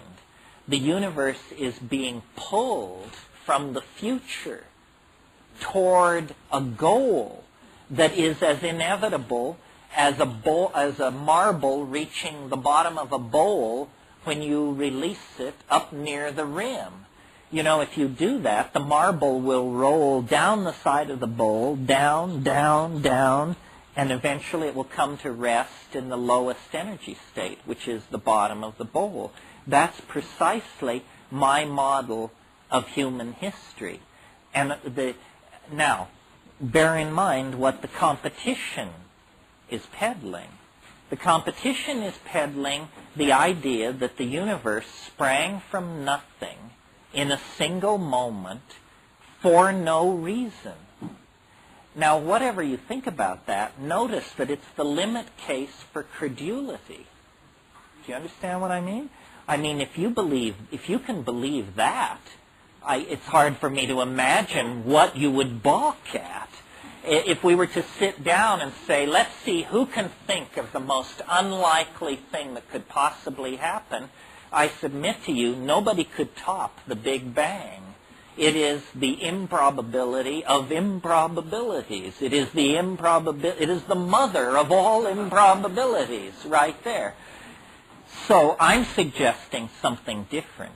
I'm suggesting that the universe is pulled toward a complex attractor that exists ahead of us in time, and that our ever-accelerating speed through the phenomenal world of connectivity and novelty is based on the fact that we are now very, very close to the attractor. All Western religions have insisted that God would come tangential to history, but they all lose their nerve when you ask when, which is the only interesting question about that hypothesis. I mean, if it's not now, then what the hell difference does it make? It's just pissing in the wind as far as I can see.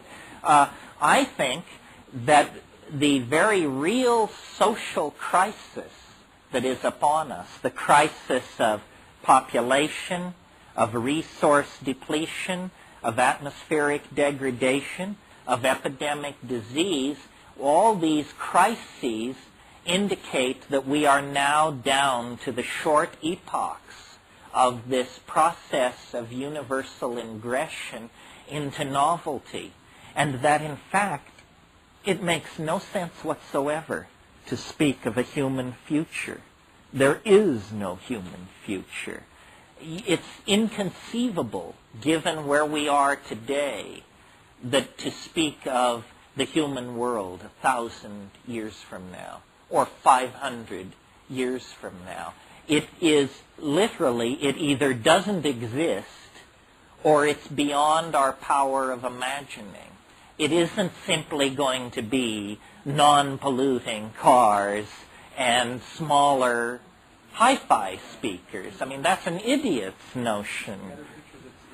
Yeah, clearer TV pictures and stuff. It isn't like that at all. I mentioned this morning, how when you look at only one line of technological development, automobiles or computers, it looks like you can rationally anticipate what's going to happen. But when you realize that there are thousands of these lines of development, all transforming themselves, all moving towards some kind of omega point, then you realize that we're in the grip of what I call a concrescence. And I maintain that you don't have to believe me on this. You can see it from here. You just have to climb a high hill. There's one. It's called psilocybin. There's one. It's called ayahuasca. The view from the tops of these hills is of the concrescence. It lies now closer to us than the Johnson administration, for God's sake, in time.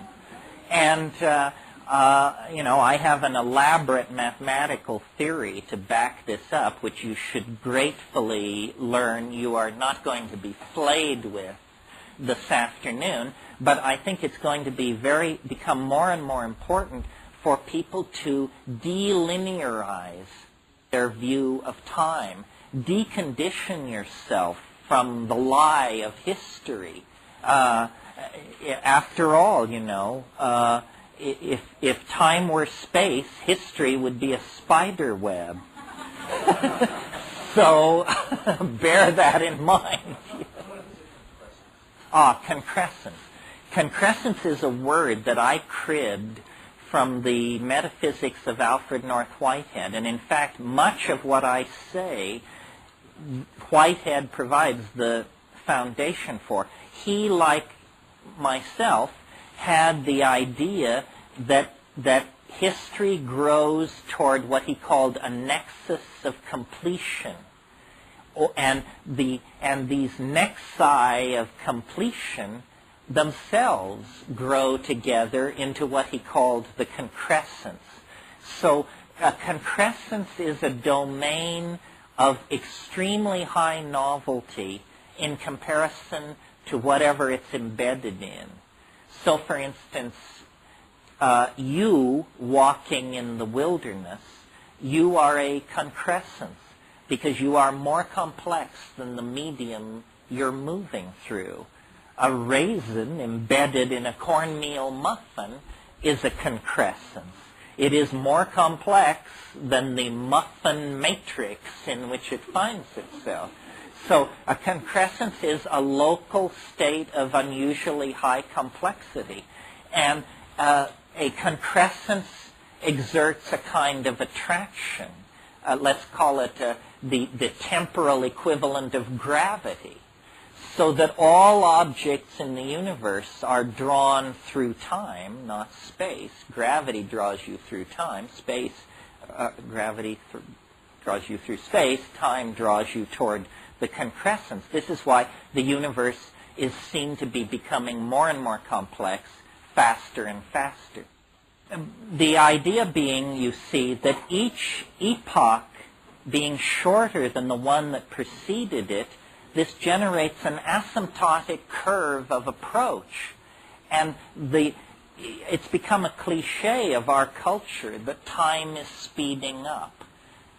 It actually is speeding up. It's not that it seems like it's speeding up or it looks like it's speeding up. It is speeding up. We and our entire world are being drawn into confrontation with something that at this level is lost below the event horizon of rational apprehension.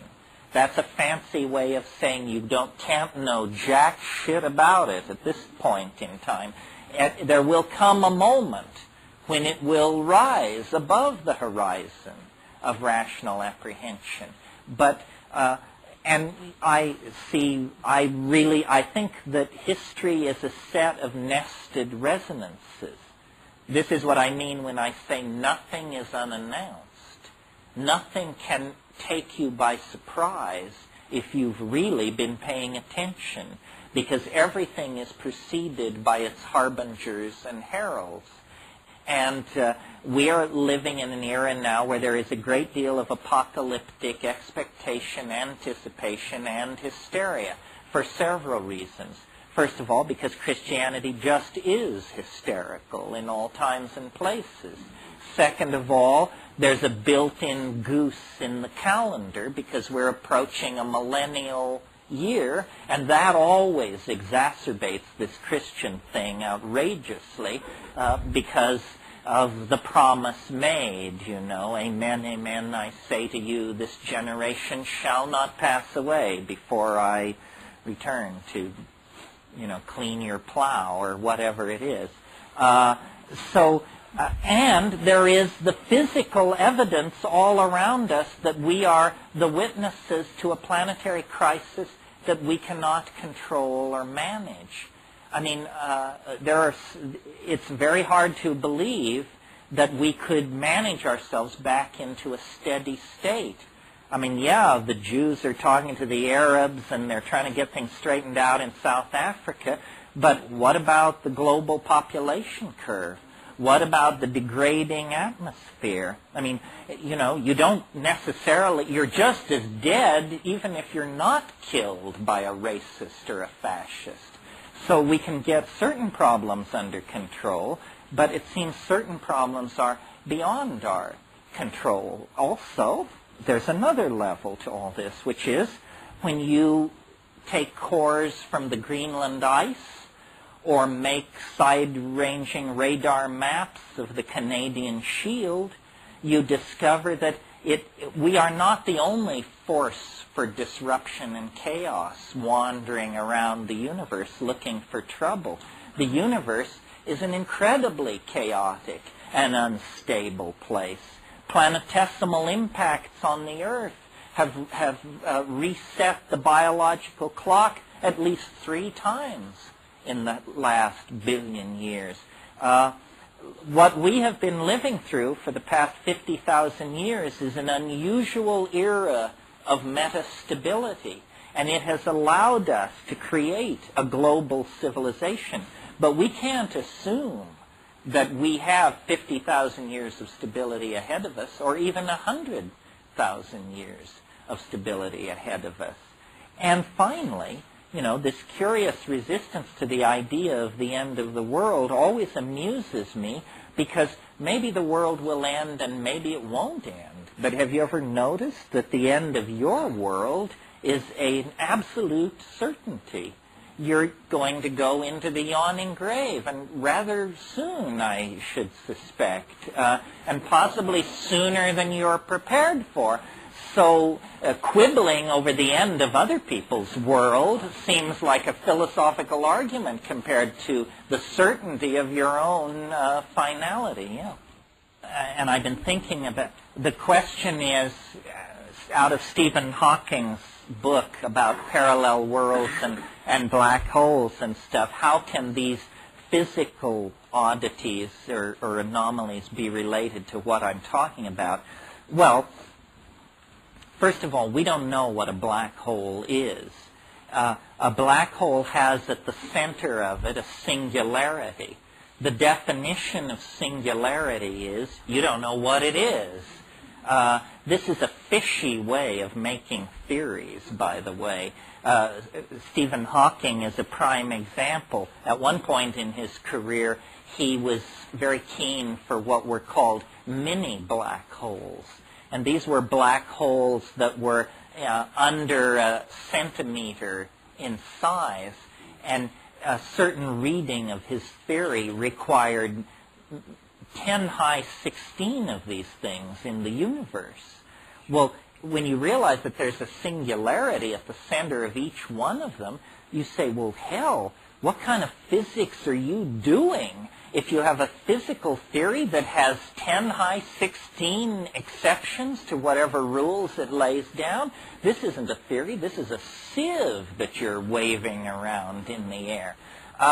However, the black hole does bear on this, because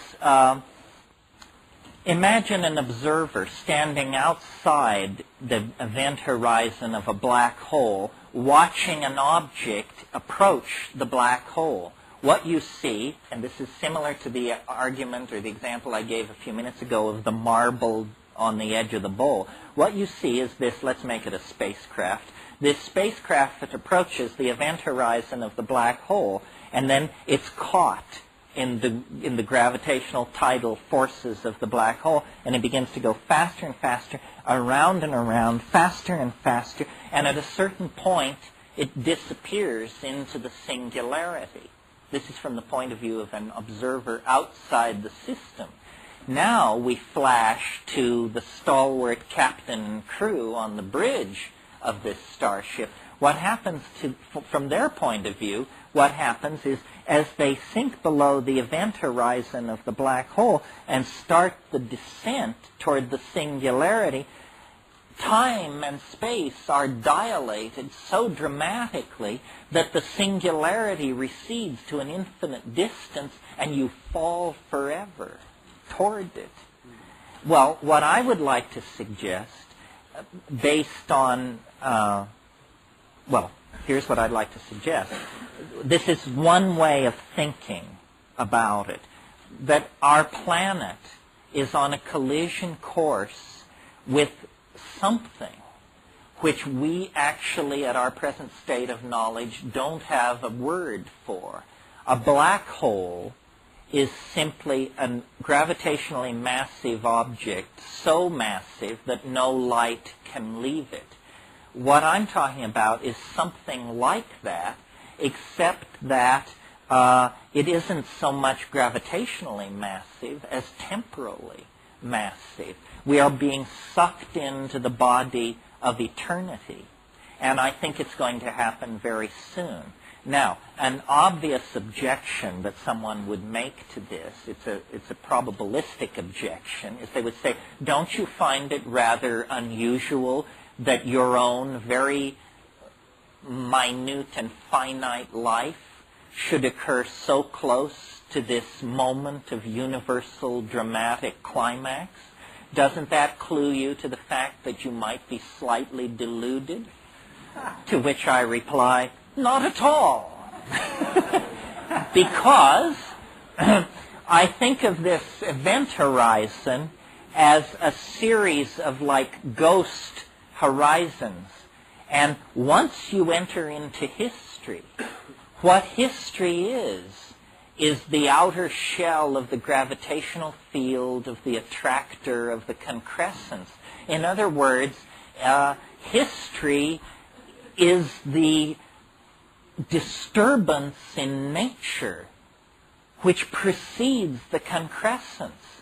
It precedes it by only 50,000 years, a microsecond. So a geological microsecond before all life is melted down in the presence of the singularity, there is a curious interface zone that is not the singularity and not the absence of the singularity. It's the singularity in the act of becoming. And it only lasts, as I say, a geological microsecond, 50,000 years.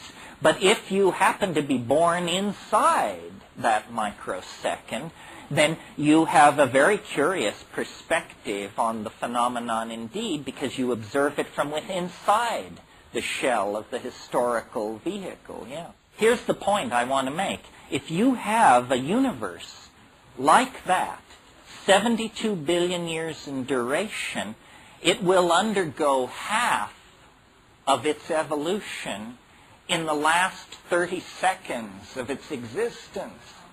Can you imagine? Now, this is what the scientists do, except they spin it around. And that's why, I can't remember who wrote it, but the book called The First 3 Minutes, Steven Weinberg's book, The First 3 Minutes, a book about the first 3 minutes in the life of the universe, where he leads you through all this complex physics as matter is crystallizing out of hyperspace and all this stuff. All I'm saying is, let's put the complexity in the more likely end of the cycle. Let's put it at the end, when after billions of years of evolution and all kinds of complexity and that sort of thing, everything comes together. So this kind of a cycle, if we were actually living in a universe like this, could completely unfold itself according to its natural laws and yet provide a miracle, the miracle of the concrescence. That's why I'm so keen on boundary dissolution. The more boundaries that have dissolved, the closer to concrescence we are. And when you finally reach it, there are no boundaries. You are eternity. You are all space and time. You are alive and dead, here and there, before and after. The singularity is a coincidentia oppositorum. It can simultaneously coexist in states which are contradictory. It is, Thomas Aquinas' vision of God. It's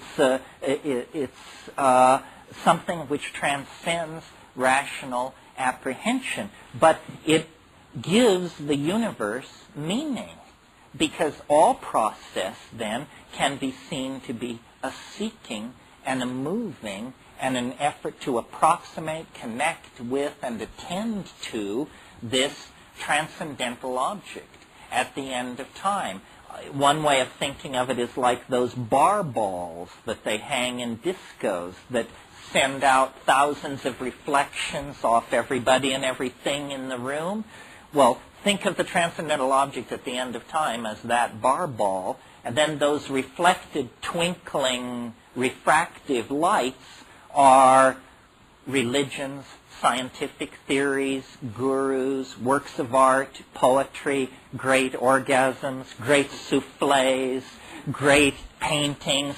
In other words, anything which has, we even use this phrase, anything which has a spark of divinity in it is in fact referent to the original source of the sparks of all divinity, which is the compressed experience of life and mind after billions of years of unfolding itself within the confines of three-dimensional space. And you can make this vision your friend through psychedelics, because as I said at the beginning of this rave, you can see it from here. Of course, not if you have your face plunged in your stock portfolio. You're not going to see it, no. But if you will go up on the mountain and take 5 dry grams in silent darkness and pray through the night, you will absolutely guaranteed come into a sense of this thing. And it's real. And history is simply a perturbation on the surface of the waters of time as we approach the lip of this cascade into concrescence, novelty, and completion. And the psychedelics raise you out of the historical matrix and give you a sense of participation in this transcendental reality. It's the essence of religion. It's the essence of psychic balance. It's the source of shamanic power and mental health. Thousands of these molecules are arriving at the synaptic site of activity, elbowing aside the local population of endogenous neurotransmitters, getting them out of the way, plugging themselves into the receptor site and beginning to lift the electron spin resonance levels and push them in new directions. And you can almost hear it doing this. And then beyond the hypnagogia, there is the actual trip. And it usually is encountered, you have to go through what Mircea Eliade called the rupture of the mundane plane. This means that the world has to, it like falls apart or explodes or settles down on you. There's a sense of a rupture of plane, and then the visually coherent, emotionally laden, information-laden, high-content hallucinations occur. And many people have taken psychedelic drugs and never gotten past the hypnagogia. They don't know that there's something out there besides dancing mice and spinning geometric wheels and stuff like that. But beyond that, you cross over. And that's the typical model of a trip. Now, what happens with all of these things to greater and lesser degrees, LSD, psilocybin, mescaline, ayahuasca, is, and I've never actually ever heard an explanation for this. For some reason, the experience comes in waves. There's the first wave. That makes sense. That's the drug taking hold. But why then, after 20 minutes of unbelievably outlandish hallucination, will it like all stop? You know, and it's like a moment ago you were screaming for mercy. Now you look around and you say, I'm down. Am I down? I seem to be down. You know, and sometimes you seem to come all the way down, like on LSD. It's like it totally turns off sometimes. And then about 5 minutes later, it comes again. And you get another wave. And if you've taken a really dedicated hit of ayahuasca, for example, you will get like as many as 5 or 6 of these waves throughout the evening. And the first one is usually the strongest. If you take a effective but not strong dose of ayahuasca, you will get one pass, and often, and then if you take slightly less, you'll get one pass and it will be weak. So if you take ayahuasca, at all times pay attention, because you may be looking at something thinking, well, this is not so interesting, I'm sure it's going to be much better in an hour, and you may actually be looking at as good as it's going to get that evening. And psilocybin also comes in waves like this. LSD very dramatically. DMT not, because DMT is one enormous brief wave. I mean, DMT sort of brings all the issues together. And the way I think of these psychedelics experientially is as a series of concentric circles. Maybe like the outer circle is mescaline, and the next circle in is LSD, and the next circle in is psilocybin, and the next circle in is DMT. It's almost as though the psychedelic experience is whatever drug or whatever substance you take, it leads you deeper and deeper in the same direction. And of course, with DMT, you not only hear the aliens, you see the aliens. You not only see the aliens, you become an alien. It seems to be the most radical of all of these things in terms of the experience. It's also the most natural of all of these things. It also is the safest. It stands the ordinary standards of courage and risk on their head, because here it is, it's the most terrifying, the most spectacular, and the safest. None of us, including myself, have fully come to grips with this paradox. We would rather do less safe, less scary drugs, I think. DMT is pretty impressive in most situations. Next, Terence responds to a question comparing meditation and the use of hallucinogens. Well, no, I think they're completely different realms of human activity. I can't, I mean, meditation, you don't hallucinate. You don't, they say you do, but they aren't very convincing. And plus, the monks then rush over and explain that you're doing it wrong. So, you know, what's the deal? I think if by meditation you mean lying down and closing your eyes, or sitting up and closing your eyes a lot, I do that a lot.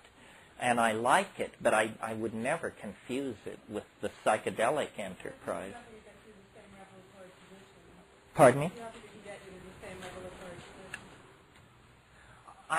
It's only my opinion, but I really don't. I think that it's that all of these spiritual techniques are not substitutions for the psychedelic experience, but trade-offs. You know, I mean, organized religion is as concerned with controlling social groups as organized politics is, and the visionary or ecstatic experience is unsettling to the religious mentality. You know, even among fundamentalist Christians, if you're not one, they all seem more or less alike.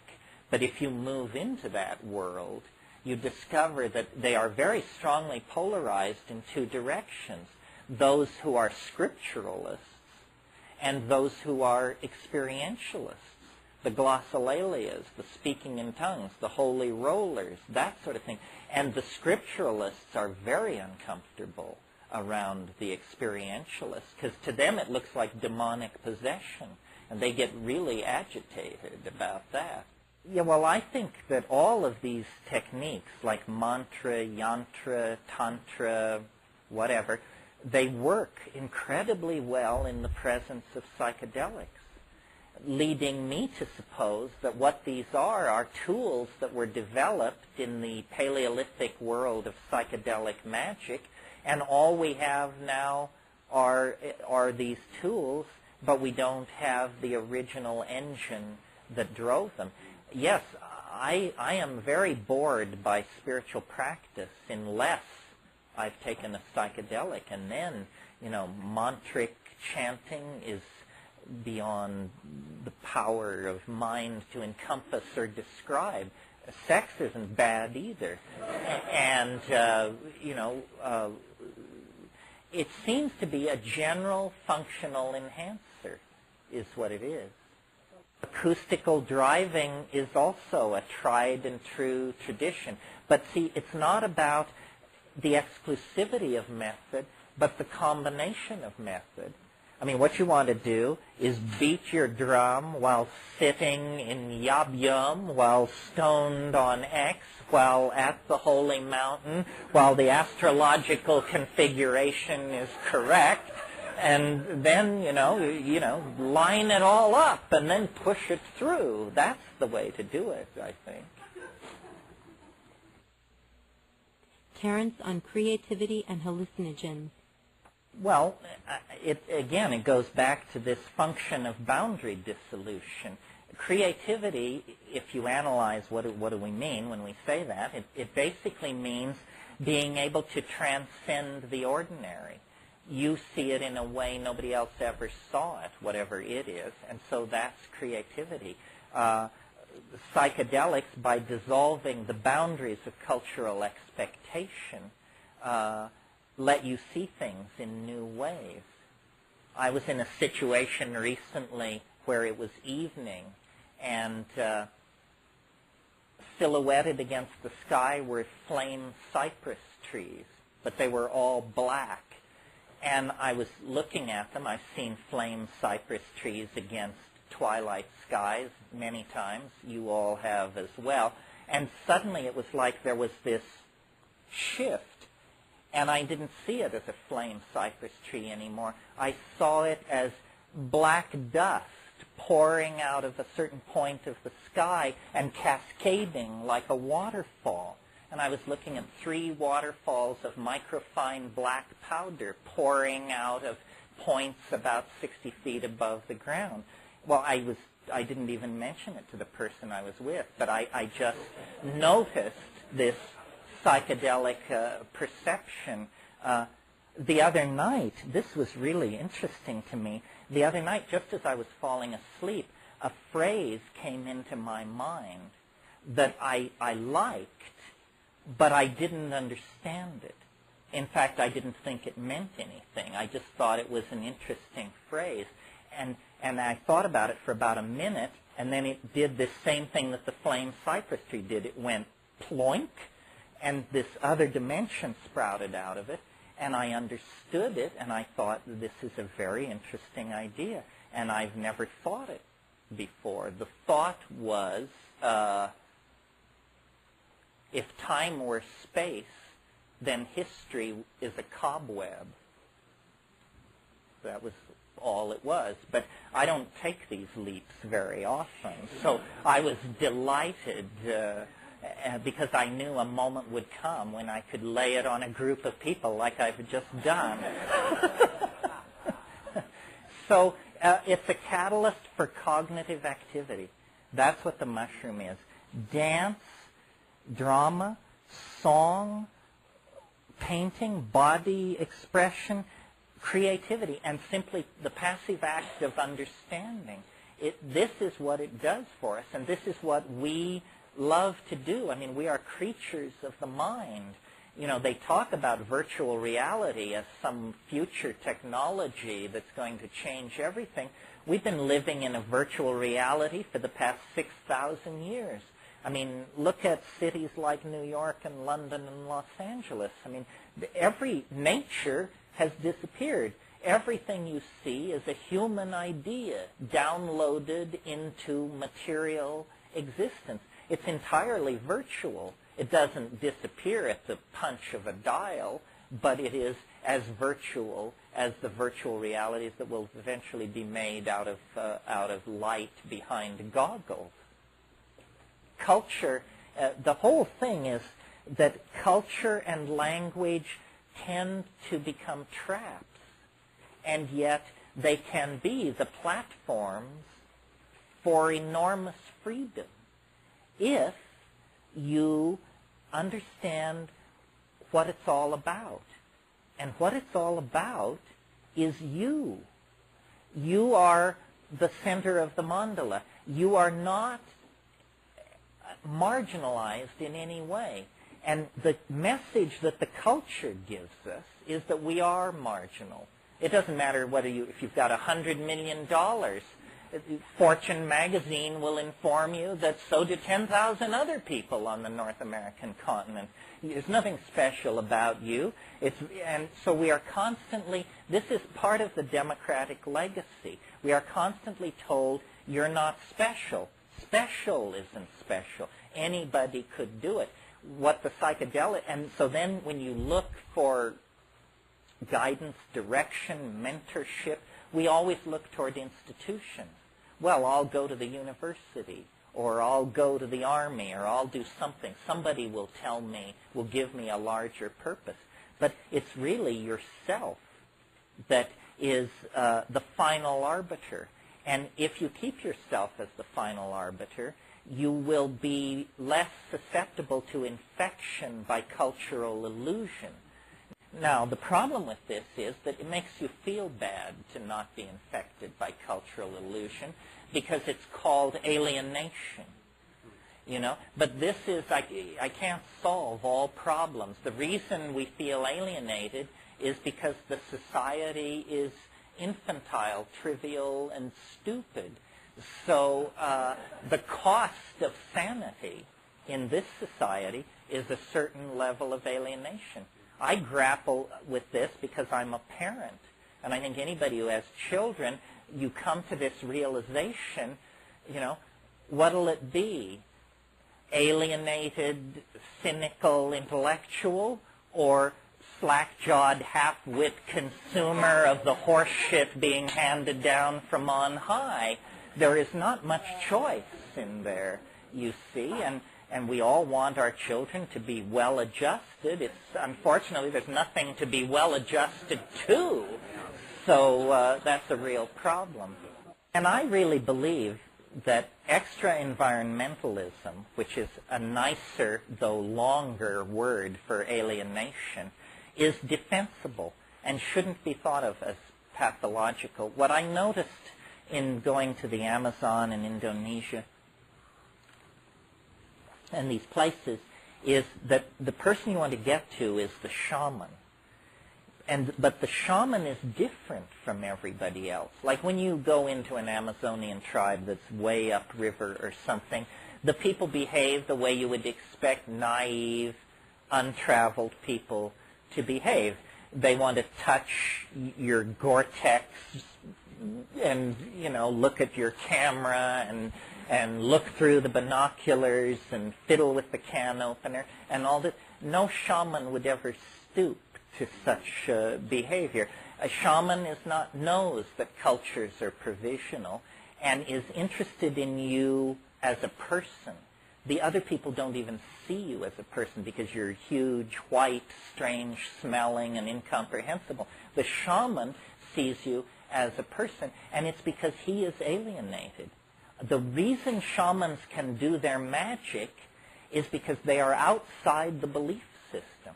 I really think that that's true. Everyone else believes, you know, that the guy in the other village can send the mojo and mess with you. The shaman knows that that's not quite how it works. And so then he, as it were, can go behind the board and fix the cultural TV that everybody else is just watching. So I think alienation, extra-environmentalism, shamanism, whatever you want to call it, is simply individualism in the context of cultures that don't value individualism. And cultures don't. You know, it's said nature acts to preserve the species. Cultures act to preserve the illusions of the population. They're not interested in you if you're an Einstein or a Jackson Pollock, or unless they can fit you in. to the pre-established systems of commerce and canons of aesthetic order and so forth and so on. And then that's called being civilized. The question is, what's with licking frogs? I'm not sure I got it right, but, well, you know, you kiss a lot of frogs before you find a prince, and you probably lick a lot more.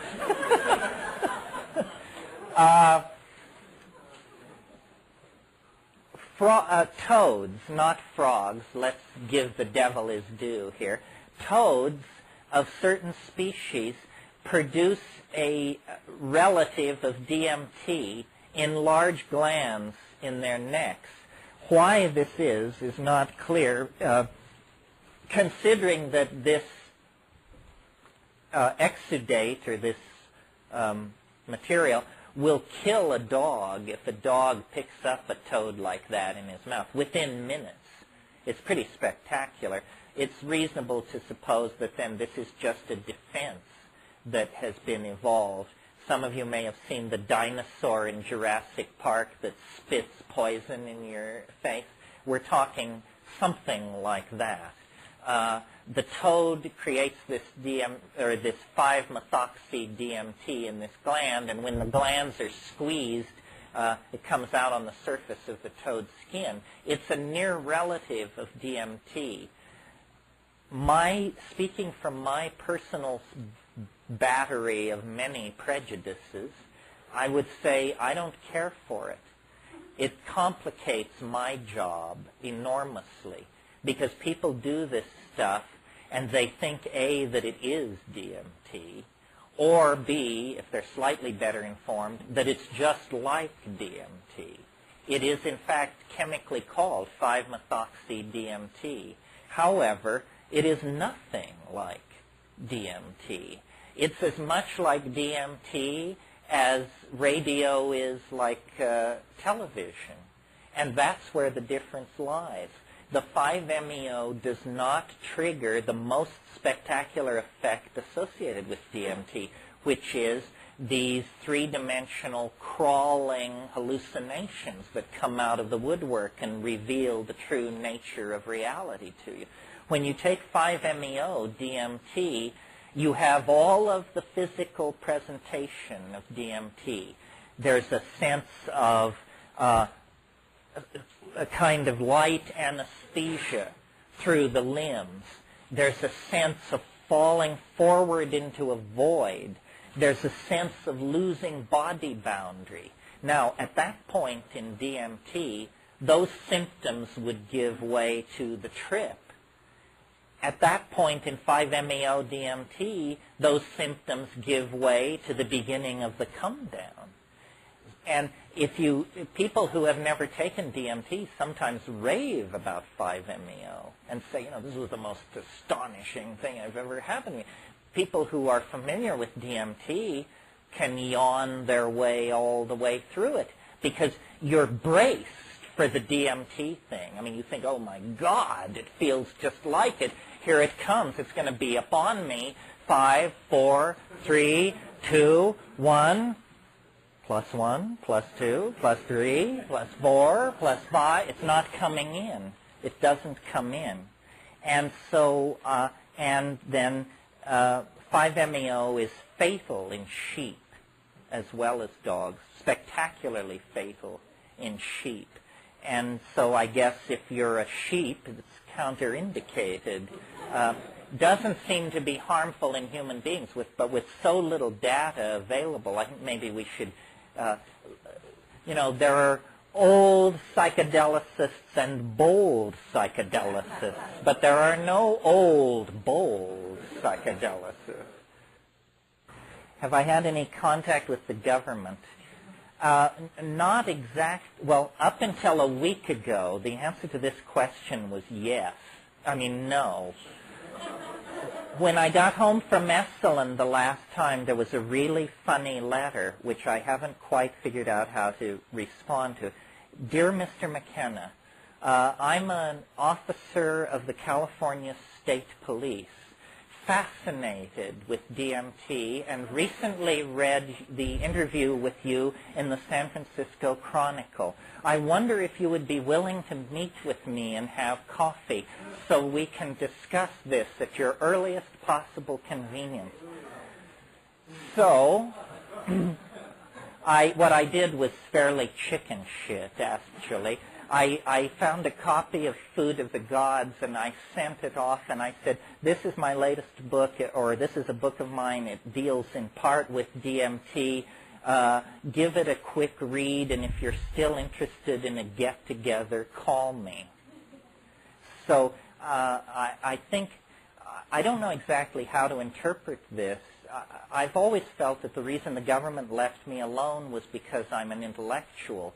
And in the United States, that is the most pathetic, ineffective, and form of non-entity known to exist.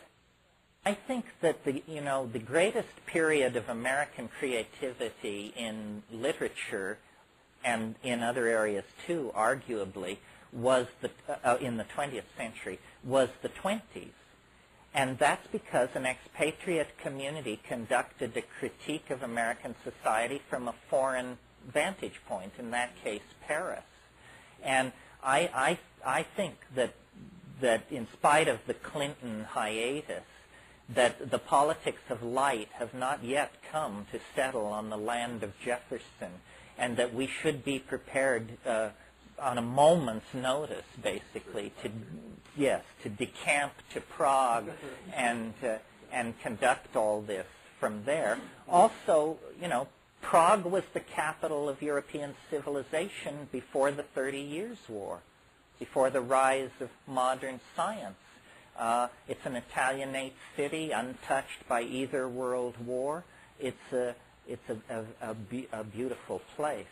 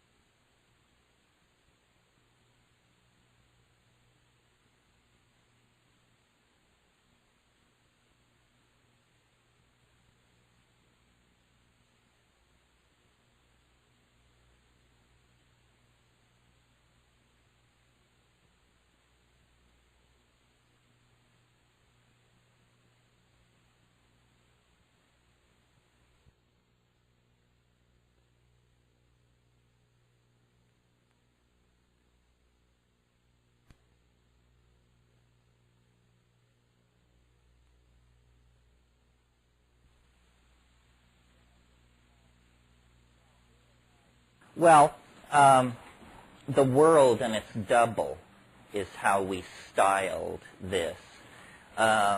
This is simply a high visibility, flashy way of reminding people whose eyes fall upon that text that the